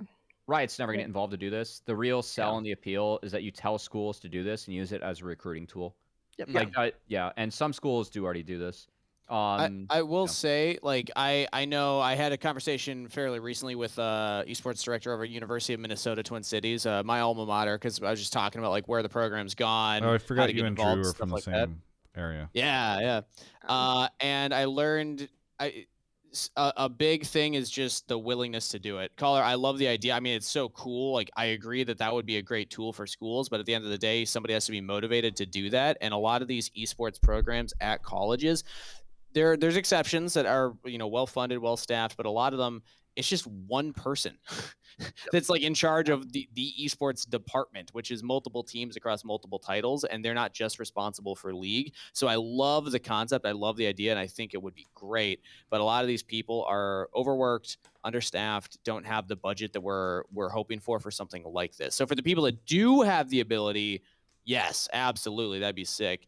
But it would be very tough to like expect this to become a norm by any stretch. You do have to kind of demonstrate to school boards that you can get application, like people to apply to college or people to be more interested in attending the college than they otherwise would have, because you have an esports program and specifically a League of Legends program. So that is definitely something that you have to figure out how to pitch to get the colleges interested, because otherwise they will not necessarily do it, especially if you're saying like, look, there's more high school participation in X game in our local area, then the college will naturally be more interested in X game as opposed to League of Legends, right? So that's something that you have to say is like specifically this, and maybe your pitch is, hey, the League of Legends tier 2 scene just took a nosedive. There's no funding. We could get some really good players interested in our school and registering who wouldn't normally be if we do this, and then we could compete, get some eyes on them. We could beat Maryville, or we could beat like other schools in our local area conference, whatever. There's like ways that you could do it, but it's definitely, you have to make the pitch that it's going to increase registration to get schools to be willing to spend money on it. So, Is this where we say like, look at their Twitter following, look at how many social media followers we're bringing to the school if we sign these players? I will say that part of the reason I pulled this is because like right now, because of the NACL exodus, like there are the top schools we've already kind of talked about where they offer scholarship money for all the teams they field. But there is a big chunk of schools that may only have 5 to 10 scholarships that they're able to offer for any semester, and even that's a lot. And right now, a lot of the schools are choosing to go for league players because you can find people that were ex-Challengers League / Academy, like good no Qs, and you can do this. But after this, with like the exodus and a lot of people dropping off, there's not going to be a second wave, and the second wave needs to come from high school if like you're still going to actually produce good talent. So I've always said that my solution to getting as close as we can to what Korea is able to do with getting people into training houses is to put this in every high school across America. Just esports clubs, get people playing together. That's the biggest thing. The best way to sell it is obviously you're going to have the kids who are like, to high school specifically, is like you're going to have kids who are like normally not participating in team sports and don't have like the ability to gain those social skills, right? So you have to model a club in that way. And usually the clubs, and I'm sure you know this, caller, so like, excuse me for explaining it to you. Usually these clubs are kind of run or sponsored by a teacher who has to preside over like 6 games, right? And won't necessarily know the best about these games. So it's very much down to kind of like what the students are motivated to do, and a lot of a lot of that is going to be like extremely variable. So you have to make League cool and sexy for high school kids. So that was like always a big thing for me, is for like the last, I don't know, even 4 years. Um, for the last 4 years or whatever, I've been like very like, we have to get high school kids to care. Like, Yeah. if we should do like every LCS team should be trying to find ways to interact with high schools, to make high schools like think this is cool. And it's just like very few orgs are actually interested in doing it, because it's like an extra expense for no short run payoff, and there's like a huge focus on short run payoff, and there's always been a huge focus on short run payoff. So yeah. All We right. got to talk to Cryogen, one of the players that was in the combine. I just had a conversation with him on my stream last night. He's 17 and he changed from Fortnite to League, kind of like JoJo. And I was like, dude, why? And he was just like, it's just like a fun game. I enjoyed it. So we need more Cryogens out there. Figure out why he did it and just mold that every high schooler off of that. Yeah. Toasty was the same way. He wanted to Yeah, go pro in Toast's in Valorant, there. and now he's playing League. Who is? People actually told him to stop. Toasty Alex, playing he's Toasty Alex, yeah. kind of hyped up mid laner for a region that doesn't have a lot of like native mids that we're excited about. Our He's league, somebody yeah. that we're very excited about. Though somebody pointed out that half the mids in the league right now are North America players, which is, which I have not checked yet. I have not For LCS, thought yeah. in my head around the 8 players that are there, but that sounds about right. And that is true, because at one point in time, I remember we had like none. There was one split where we had no. It was Pobelter holding down the fort. I think Yeah. there was All the one. dark I think times. there was one where it was only Pobelter, and then I'm pretty sure there was one where we had none. Like Pobelter wasn't playing for a split, Yeah. and there was none. I think. Maybe I could be wrong. Yeah. I forget when there was like a Pobelter to Palafox handoff. I think is what happened at one point in time, and maybe I don't know. Maybe it happened in the same split. There was one split that was strange, where we had, I think it was like 2020 2019 summer or something, where there were like 3 with like Yusui. And 2021 summer, we had Spyrax, Yeah, I know, Yusui, no, there was no Spyrax in 2021. Insanity. I think he subbed in for a game, right? I think Blaze that's- Olive, Would have been Olive. Halifax. I remember there were like 4 or 5 in 2021 It would have summer. been That was the year Olive, me and there Cubby you were go. catching. All right, back But to I high know school 20 esports. Yeah. Thank you, 2020 is a thing. thank you, caller, Yeah. for the take. Really appreciate it. Anything you want to add here before I give you your shout-outs? I really think, to go with Kelsey's point, it's like the thing that makes League of Legends like cool and sexy to all the kids that need to get into League of Legends is this botched roadshow that the college could host. Yes. I don't, Again, it's don't like, call it a how roadshow. many- Just call it a LAN. Like It- a roadshow is to people. It feels very different. I don't. No, think no, it's- no, no! Don't call. Listen. If it is a LAN, don't call it a LAN. Call it a roadshow. Make it sexy. Make it glamorous. We gotta actually get these kids to want to do this. And it's like, We need a different descriptor yo. than sexy. All right. Thanks so much for the Listen, call. Anything you want Kelsey's to the one shout that out? started it. Yeah, shout out Coach Rival, Georgia High School Esports, and honestly, just all of you guys for helping keep the scene alive. Thank you so much for like communicating with fans, hosting this weekly. I've been a lurker for 4 years. I don't sub very often, but I've absolutely loved your content. I consume all of it, watch it on my drives, guys. Travis you Gafford, listen on your sponsored drives. by us. What do My bad. I put the YouTube video on and then I turn off the screen. So There whatever. you go. There you go. Yeah. All right. Yeah. Thanks so much Yeah. for the call. I really do appreciate the caller. support. That's very nice of you. Yeah, And, shout out to the work you do on your own too. yeah, That's really thanks. cool. have a good one. Thank you, y'all. All right. We're gonna take. Speaking need of to sponsored, combine. we're gonna take a quick break to talk about our sponsor for this episode. All of you, thank you all for supporting TGI, especially the last couple months. It's definitely been, it's like SpongeBob, where he's trying to get the water, and he's like, water.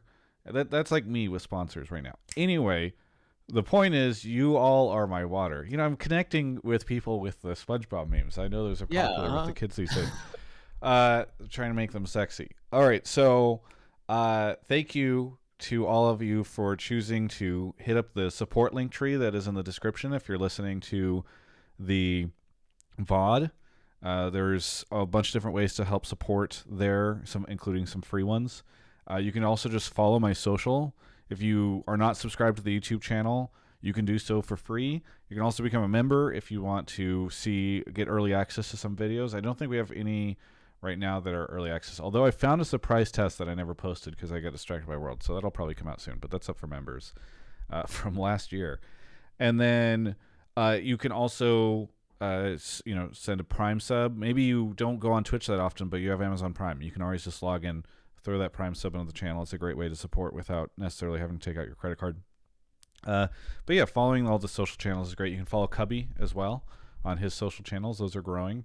And whenever he has to go to some university and coach because everything has collapsed, he can show those social followings, and you can help him secure his future employer now. I can bring the viewers to the schools because they also, need to prioritize their broadcast viewing being their KPI, Yes.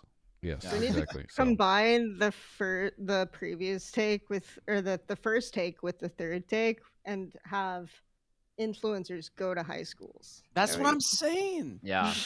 Oh, I'm saying colleges. Influencers go to colleges. Kelsey and Kangas, I'm in the middle of an ad read right now, and you guys are going back to the previous call, which I have distinctly ended. All right.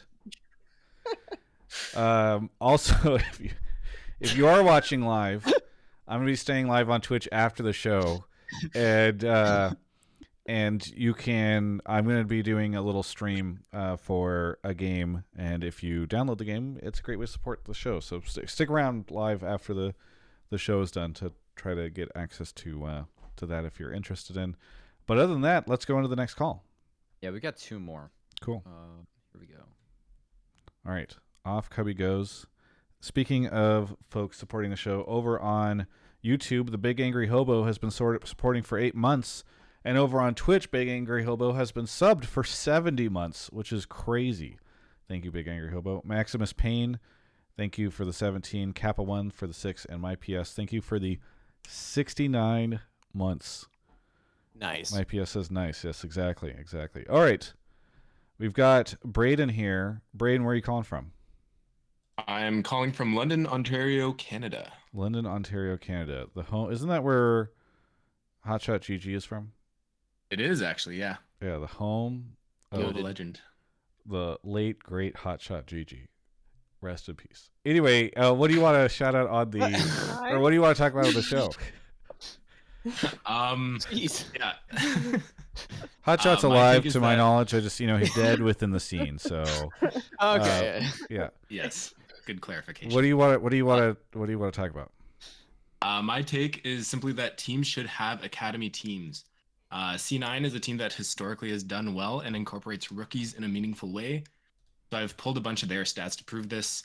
And as a C9 fan, I'm hoping that Jack is listening right now because this is my pitch for him to bring back their academy team.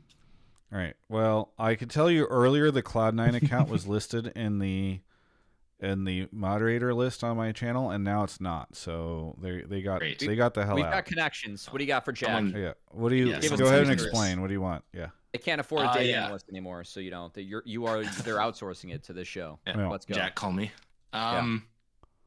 So this starts with the premise that I think teams should only make changes to rosters when those changes include bringing in at least one rookie.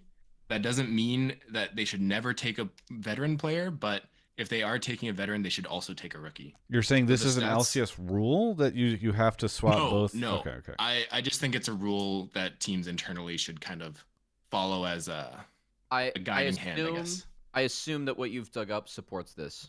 Yes. Okay. Wait, this is similar to the take. We did have a take a couple episodes, right, Cubby, where people were saying like super teams shouldn't exist because you should just never have all veterans because you need rookies to like bully. True, but this one has numbers and it's not just observational based analysis. Anecdotal. Okay. Go for it. Yeah, so C9's average result through all splits since they joined the league is 2.68th position, which is already very good. So they usually get top 3. Top 3, yeah. And when they make a change that does not include any rookies, they drop to 3.4th, so below top 3. And then when they make a change that does include bringing a rookie in, they go up to 2nd place. So top 2 guaranteed. So there's a 1.5 place delta between Yes. when they bring in a rookie and when they don't. Correct. And over half of the rookie players that C9 has ever brought in were from their own academy system. So losing that academy system is losing a massive pool of rookie players that C9 used to bring in. So essentially, in summary, C9 does worse than their average placement when they make a move that doesn't include a rookie. They do better than average when bringing in a rookie. And over half of their rookies they've ever brought are from C9 itself, their own academy team. How many how many times has this happened to lead to where the average is? Yeah, so they have brought in 10 rookies ever, and 6 of those have been from C9. So, but and how many splits go into each number that you have? Yeah, what is the sample size? Yeah, what's the sample This size? is from every split they've ever participated in. But the 10 They have rookies, brought- some came in together, right? Or the same Yes, split? so Yeah. there were 2 splits where they brought in at least 2 rookies. So that by that Oh, 8 logic, splits. Or, you have 8 splits. Where in those 8 splits where they brought in rookies, their they average is averaged second place. second, correct. So they're 0.68 places better than average. Yeah. Correct. Folks in the chat are saying this is too small of a sample size, or correlation is not equal causation stuff. I think There's not going to be a team with a bigger one. I Really? mean, yeah, I think once you get to this number of splits, I don't feel like, obviously you're not sitting here looking at a sample size of 100 or whatever, but I feel like it's decent. The sample in this case is equal to the population, because the population is the number of splits that C9 have played in the LCS. So it's not like we're taking a small sample size. That's not, I don't know. You need a better way to phrase it. I definitely get the argument that there haven't been enough splits for this to be demonstrable, but you're saying the sample size is too small, when the sample size in this case is equal to the population. So I don't know. It's very interesting. I do think, it's a very good point, and I think a lot of people historically have thought of C9 as a development team, and obviously there was a lot of situations where their academy team made them money, just flat out, because they sold a lot of rookie players to other teams as well, for buyouts. And I've made the argument that we should be more critical from a financial standpoint of teams who are spending more on their LCS rosters, not have team, because you do save money by promoting internally. Whereas a team like I Am Tier 100, who maybe aren't spending as much, they're not going to save that much money by having an academy team, because they're not paying their LCS players super high salaries, right? Comparatively. So yeah, I agree with you on that sense, that teams like C9 should be the kinds of teams that have academy teams, and I think your statistics are interesting, to say the least. So there you go. And in They're compelling. chat, a lot of people are saying Blabber, Fudge, Licorice. I mean, even going back contracts, right? Zazel. If we're going really far back. Yeah. No, there's always been really good examples of that. I mean, if we're just talking about strictly rookies, does Berserker count? Yeah, he does count. Rookie is not region dependent. Yeah. And I think that's completely fine. I know obviously we're focusing a lot about North American talent on this stream, but I think if you're just talking generally about the value rookies can bring to a team, I do think this is a compelling stat. So yeah. And Thanatos would count as well, right? Yes, that's what I was gonna say. Yeah. Sorry, what was that? Thanatos is a rookie. Oh yeah. Okay. So now we have to count Thanatos. Okay, now I disagree that they count. No. Stats are wrong. Okay, so then this is a good change. You're suggesting that the Thanatos thing will help them. I refuse to comment on this change. Let's let the stacks decide. What? But your argument is they need to bring in rookies. Now they're bringing in a rookie. Then theoretically, this is in line with your argument. Yes, correct. Okay. We should really go back to play some of the old hits and talk about ageism in esports based on this one, Kelsey. Yeah, that's my favorite. Yeah. We should play the hits. Yeah. We have a scam train going right now. Actually, only 10 seconds left. It's doomed. All right, keep going. This is interesting. I will say, I think that as the league has evolved, especially at the level that Kangas and I cover, it's very widely accepted that you're going to run a 2-3 mix of the following. You're going to have 2 to 3 players that have at least played for a split or a year before, and you're going to have 2 to 3 players who might be their first split or first year. And you're going to find a mix in that where you can try and have the people with more experience help the ones with less, then everyone kind of rounds out their play. And I think that at the level that we cover in Challengers League, this build has started to become pretty widely accepted.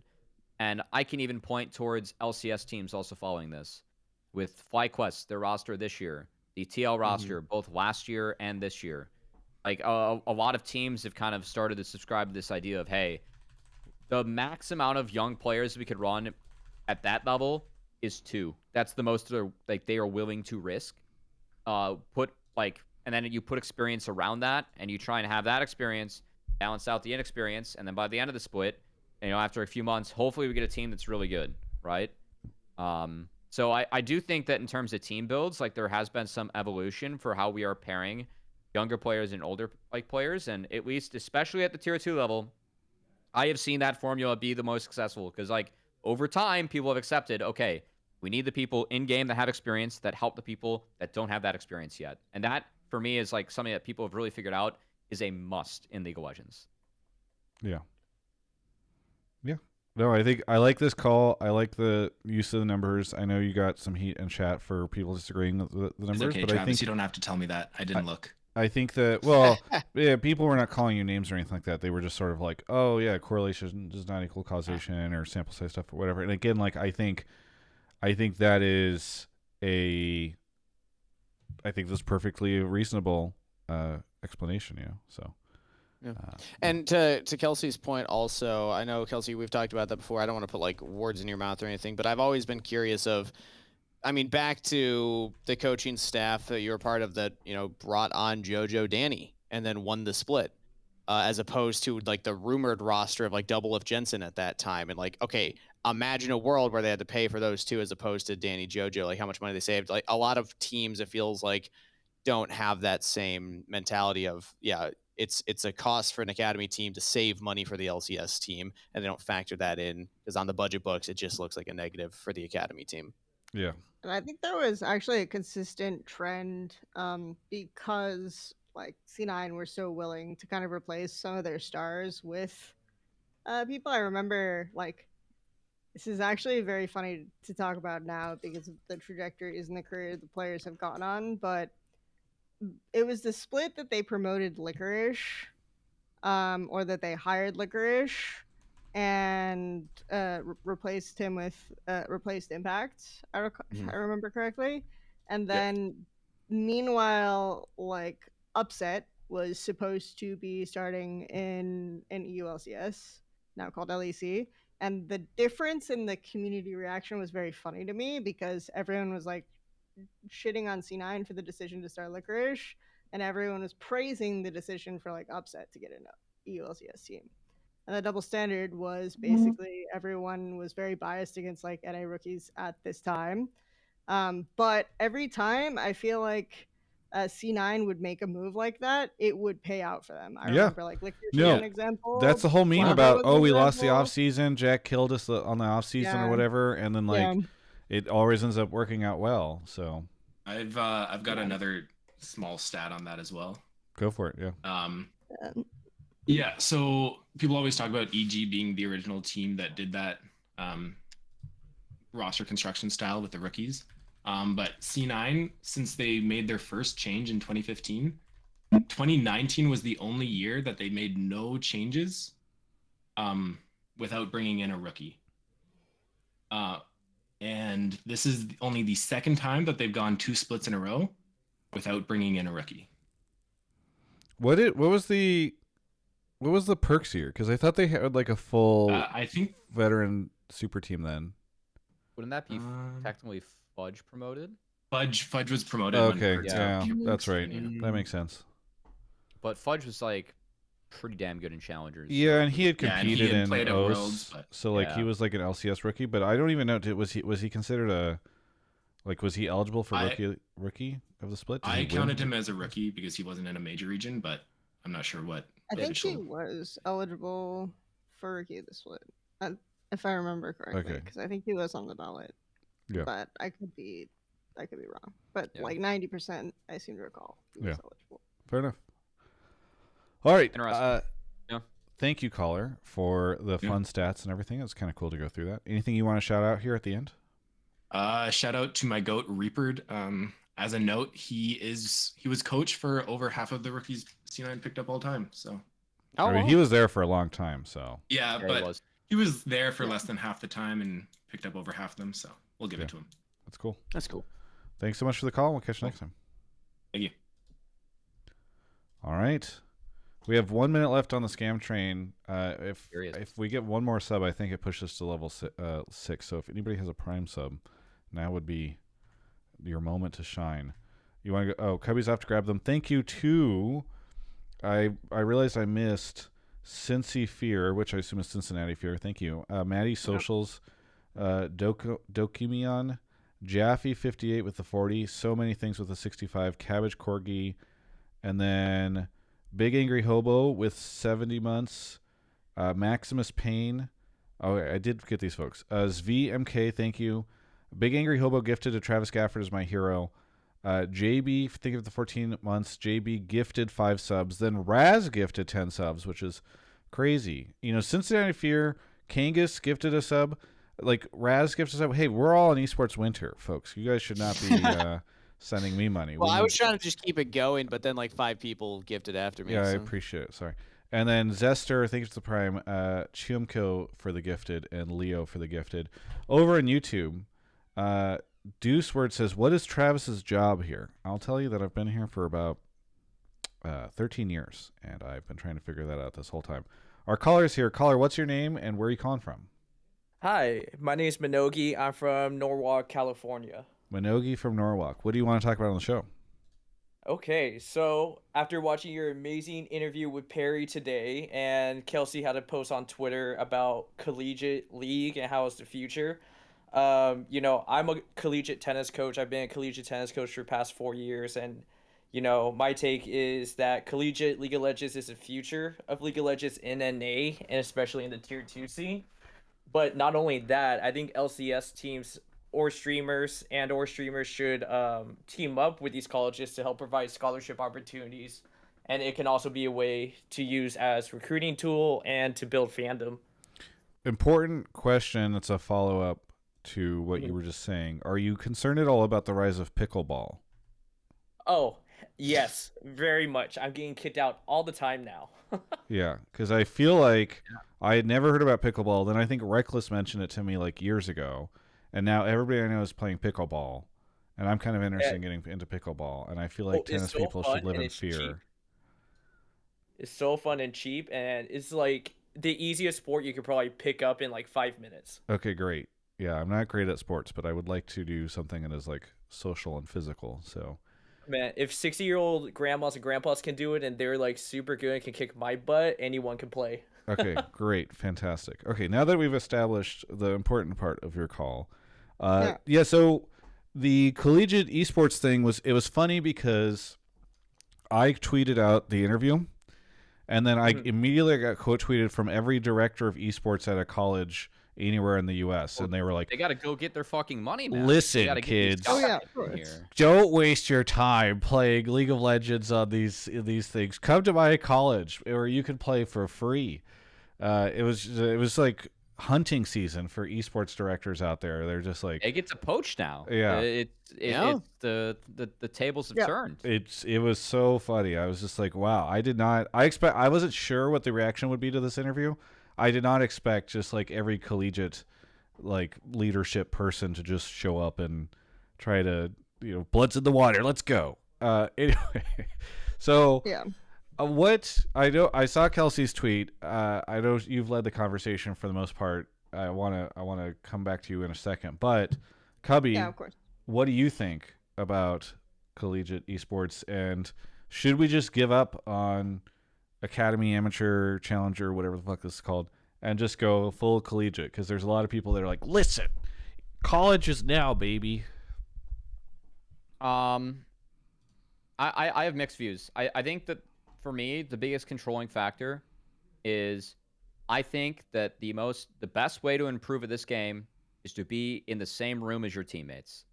And that's why I brought it up earlier. I think that it was a huge thing for Maryville and their success in Challengers League this split, as they were consistently a top 2 team that we had in our league the entire split. They've got great players on there, but everyone else in the ecosystem was playing remote. They were the one team that was actually together in the entire split, and that showed. I think that if teams aren't willing to pay to get people out in person, regardless of that is LA or somewhere else, then yeah, I think they should go partner with colleges and see what they can do.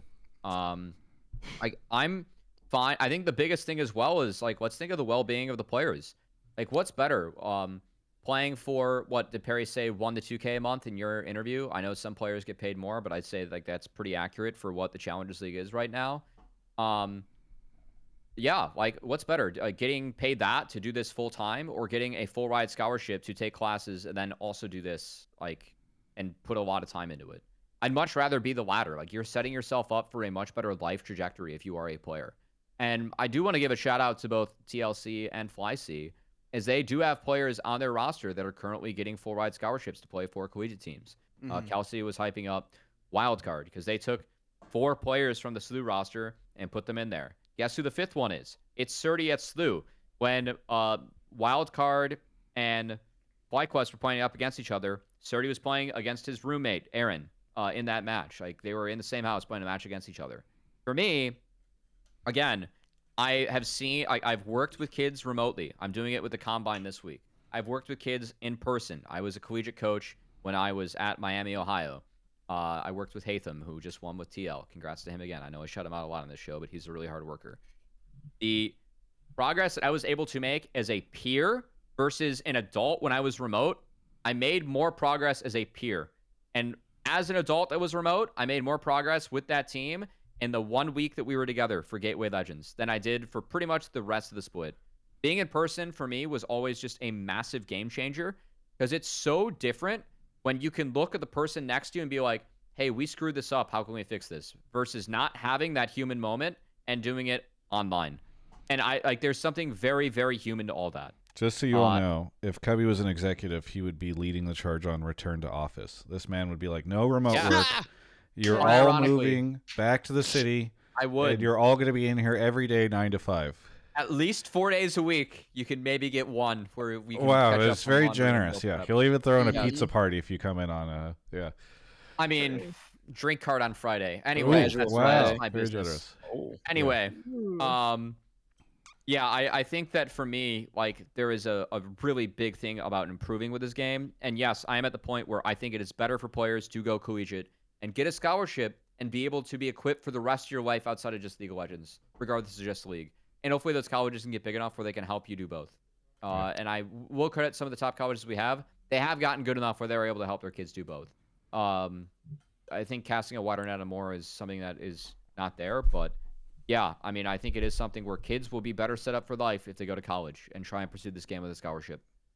I would say, I think the old academy system was better for player development if they can all be in LA and focus on the game and not have to worry about the classes. But given the reality of the situation we're in, collegiate seems like a very solid option for players that still want to go pro. And we have even examples of, I mean, like, I know APA had a career as a player before going to Maryville, but like, he's a prime example of somebody who, you know, just won the split, and his entire collegiate team that was cheering him on was there, like, in the front row, and they got to like celebrate with him when he got that. So like, there is a bit of a path to the LCS stage through collegiate these days.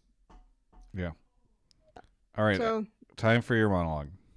Yeah, to no one's surprise, I have a lot of opinions on this. I think, like, we shout out Maryville a lot, but they went from a position of being able to say, oh, our players have to do full-time schoolwork and all of this stuff, and that's obviously why we're not, like, necessarily competing with the top of academy, to, oh, now a lot of academy or a lot of the rest of NACL is just remote, getting paid anywhere between like 100 to maybe 2K a month. and then they have to balance their own life outside of this. We're all in the same room. We all have like the facility and equipment provided by the school, and this gives us an advantage. So I think that that's like definitely a very very drastic flip of the landscape. My big and I am like a big proponent of this is like the advantage in the future, and we should find ways to support it. We should integrate collegiate before. I remember Riot for a very long time had a very hard stance against combining um, tier 2 or like path to pro with collegiate. They wanted them to be separate because there were students who were engaging in collegiate to do different things. I remember in Maryville, I had a conversation with someone called Kind Jungle who was not necessarily interested in going pro. He wanted to do some work in esports. He wanted to get his degree and do other things. So even in a school like Maryville, where there's a lot of people focused on path to pro, there's still people who are not necessarily, I'm going to go pro. I'm going to use my skills at league to get a degree and transition to a different job, right? My big concern with collegiate is that based on the financials of a lot of schools who are able to provide full ride scholarships, and this is not all schools, a lot of the times they are being subsidized by their sports teams.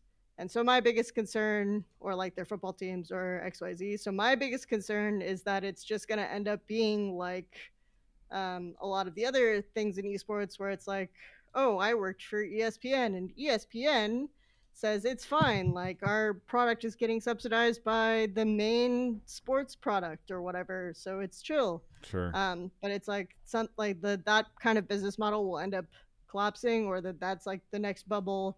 I have tried to do like a fair bit of research on it, but I do think if it stays like, oh, we have a certain number of full ride scholarships, it's not going to go crazy. It's not going to be like all these schools trying to open like 6 league teams and 6 Overwatch teams and 6 Valorant teams. Then I think it's like a lot more manageable. And I hope that it ends up being integrated also into a lot more esports ecosystems. I know one of the reasons why Rocket League is so appealing is because their collegiate teams are like sometimes pro teams, right? Yeah, they're really Sometimes, like, good. top league teams, and the collegiate system in Rocket League seems very integrated into pro Rocket League scene. So there's like a lot of that element of it, and I think what Riot can do is pay a lot more attention to Scholastic and do a better job of integrating collegiates, do a better job of integrating high schools, and that will hopefully make the transition process feel more natural, more I guess like as a better way to do it. Because the biggest problem with NACL right now is it's not being used as a development tool by organizations. It's also not a product that generates revenue on its own. So it's in this weird limbo space, and it's also not promoting to LCS in like a promotion system the way that the old NACL used to. So it's in this weird limbo where I'm not quite sure what it's doing. Whereas like if you are able to connect it to collegiate more, then it makes a lot more sense as a product. It makes a lot more sense as something. So I think that makes it a very clear way to kind of transition to tier 2 over to more of a scholastic system. So I don't know. I have a lot of thoughts on it.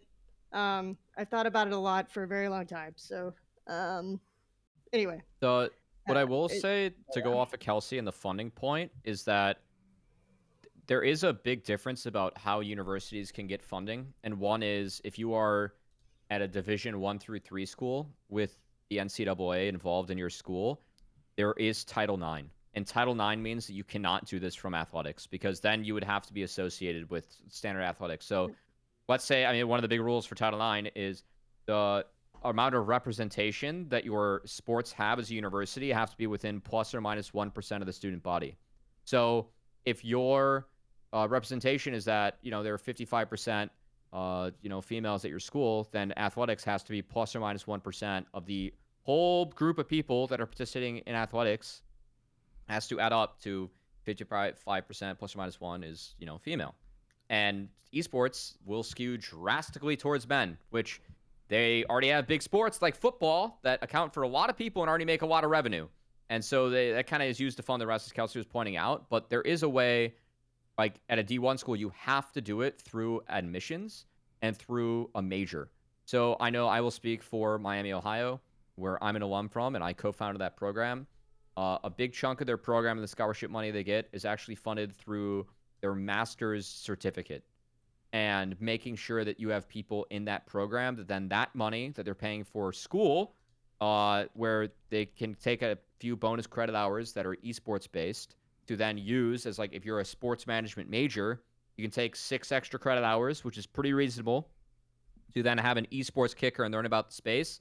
That's how they're paying for their program, by getting students to sign up for that, right? So there are different approaches of how to fund this that is different. And I share Kelsey's concern over athletics, but for me, I do think that from an admission standpoint, this can be, you have to sell it as a moneymaker from admissions and recruitment. You have to be able, like, we got draw from our school when they figured out, oh, we can send this in our flyers for international students and they might be more interested. Yes. Okay. We're in, right? That's like where the big appeal is. Because if you can get someone to choose your school versus a different school, that is a lot of money that you get as a student, that you are also using to enhance their student experience if they're interested in stuff like this. So, yeah.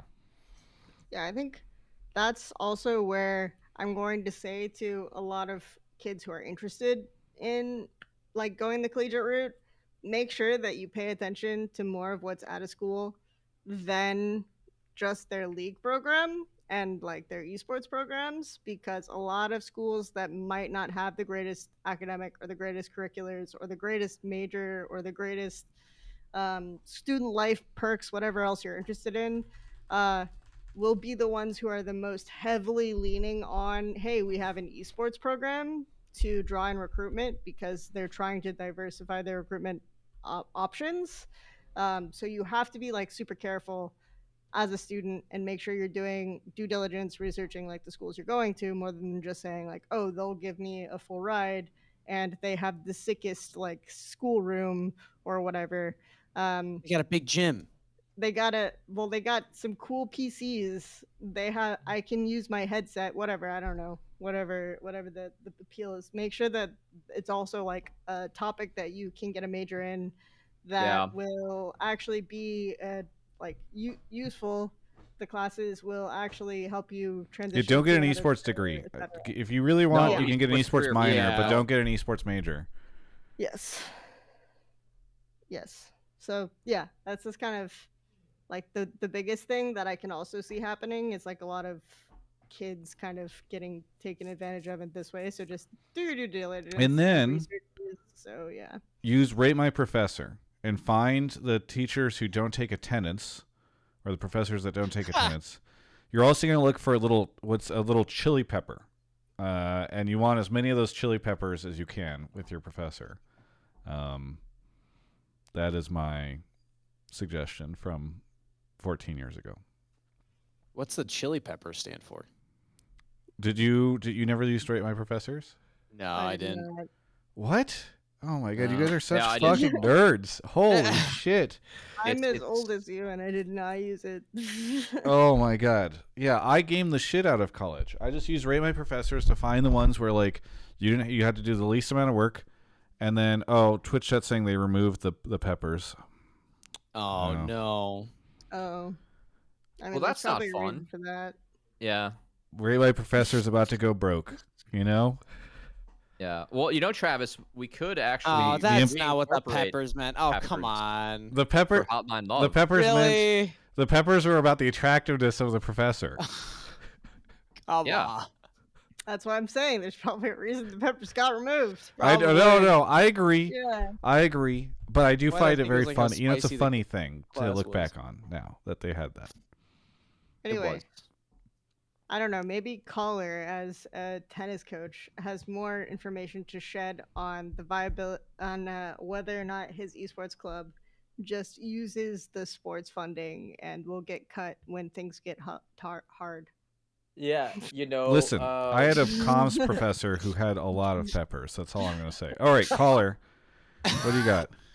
Yeah, so I worked in tennis. We're funded by other sports. We're not a ticketed sport, kind of like esports. But I mean, esports is low cost, kind of like tennis, where you don't even have to pay for travel for esports. You could just do LAN or remote type of stuff. So tennis, like I did an East Coast trip last year for 2 nights. It cost us almost $5,000 for 10 of us to travel. So, esports wouldn't have to do that. But I'm thinking it's cost effective. Like Cubby was saying, like there's Title IX that you do have to worry about whether or not you're going to have the right numbers. But I do think NACE, which is, the college, like NCAA equivalent, I guess, for esports. Yep. I think they're still kind of young and they're still kind of developing. Like, I do think there should be, like, I'm not sure if they have this already, but more circuits or more conferences. Like, there should be, like, maybe a Power 5 conference, a mid-major conference. It seems like any D3 and D1 or D2 could kind of be in the same conference. And I think once you start, creating more conferences, you're making it more competitive where they can all play. Then you have like a college worlds, kind of like tennis hats. I think it can be fun. I know that there is like a collegiate world, like a collegiate finals already, but I think it can be done in different ways to make it, help drive up a fan base at that college.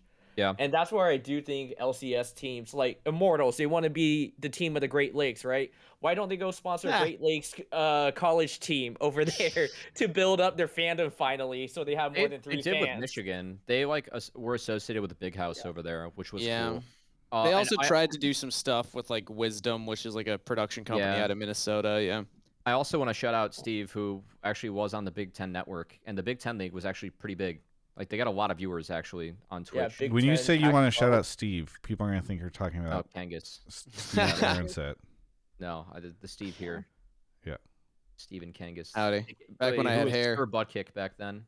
Yeah. That was on an official, like, Riot product. Sir Butt Kick. That was great. Yeah. And that was, like, the rumored thing that LCS teams were going to do when they cut their... it was like very poorly researched on their part. You could tell by the Twitter messages, but they were very much like, yeah, we're thinking of doing maybe some stuff with collegiate and stuff. So yeah, but that was like always the plan, quote unquote, or the idea. All the fucking teams that dropped their academy all had some like vague commitment. Like, yeah, we're totally gonna do something. Don't you worry. And that's why it's just so frustrating a year later where they're like, nah. Yep.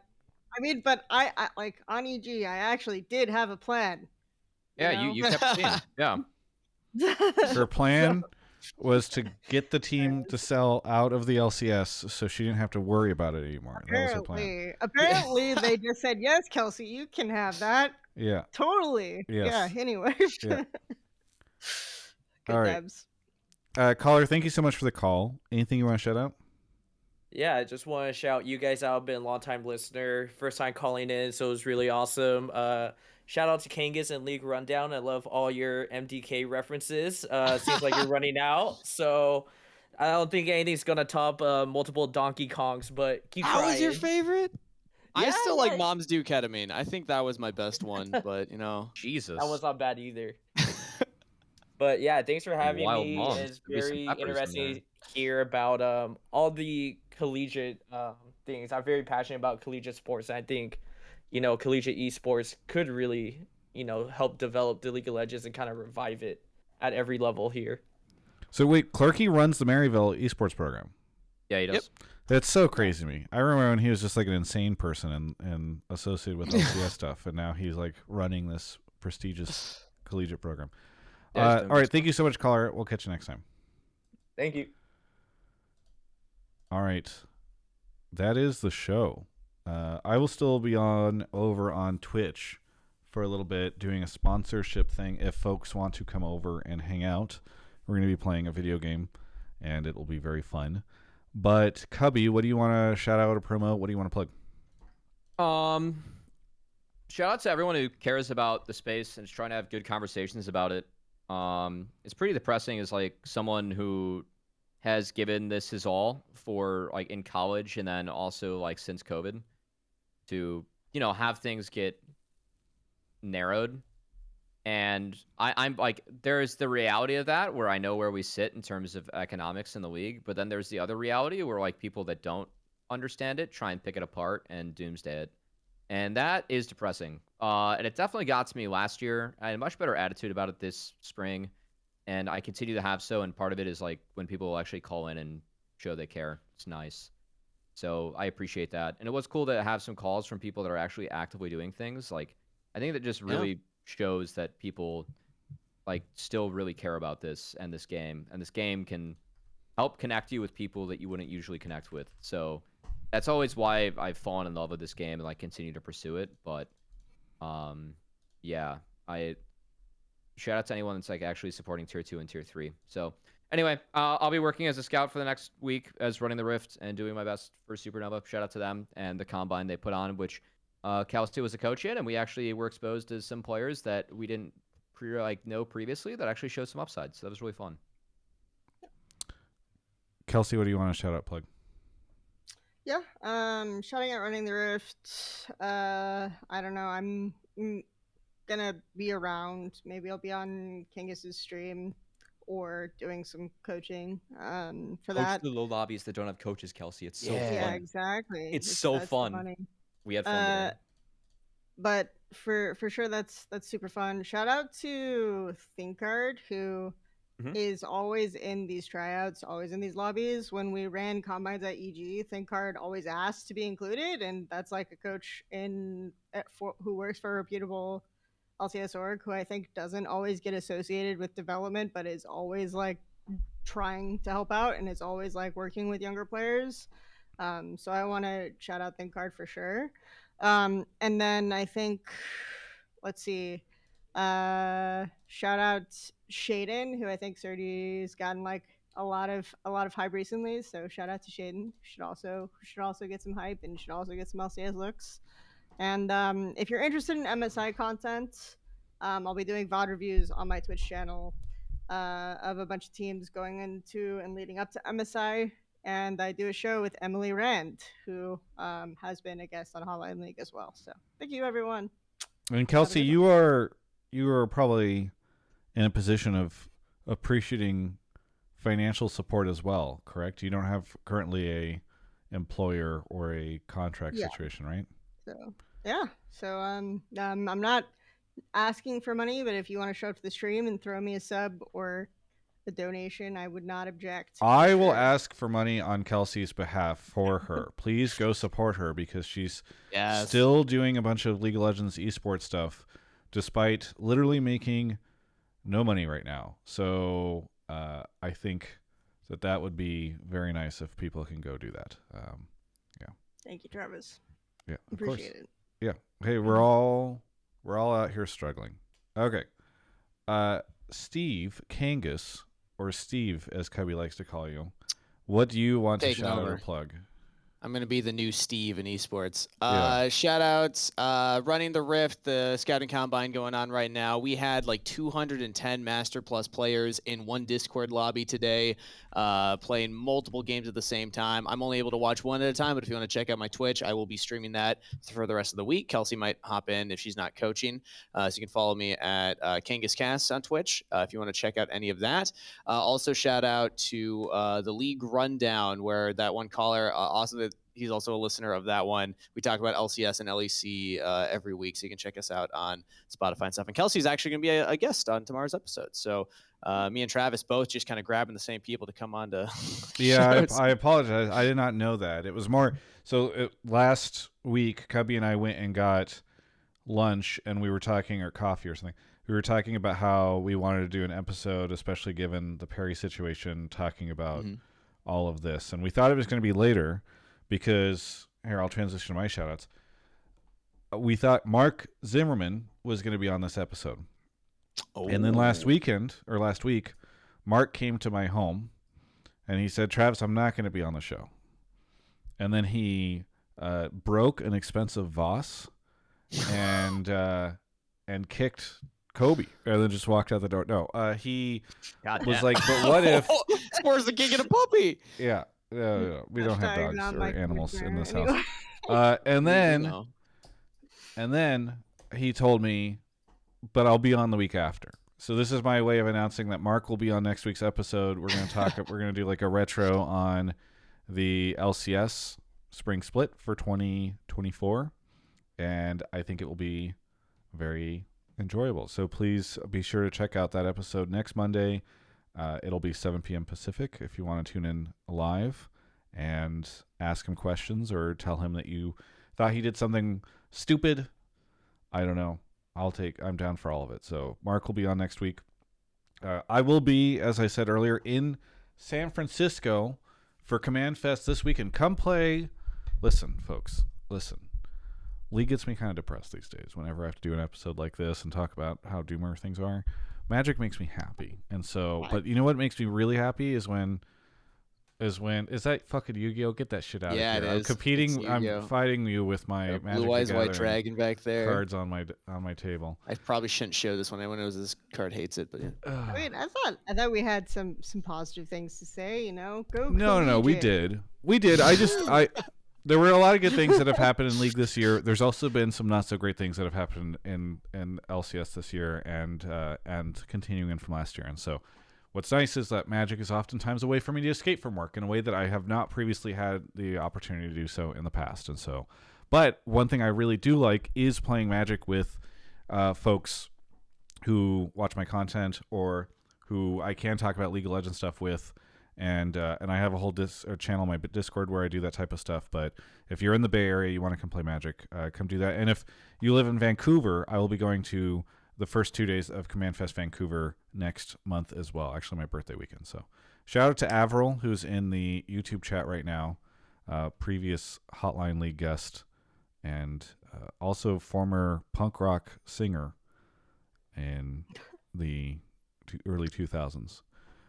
All right, everybody, that's the show. Thanks, everyone. Thanks, Kelsey and Kangas, for coming on. As always, great to see you, Cubby. And for everyone else, we'll catch you next week, 7 o'clock, with Mark Zimmerman. Be there. Or be a triangle.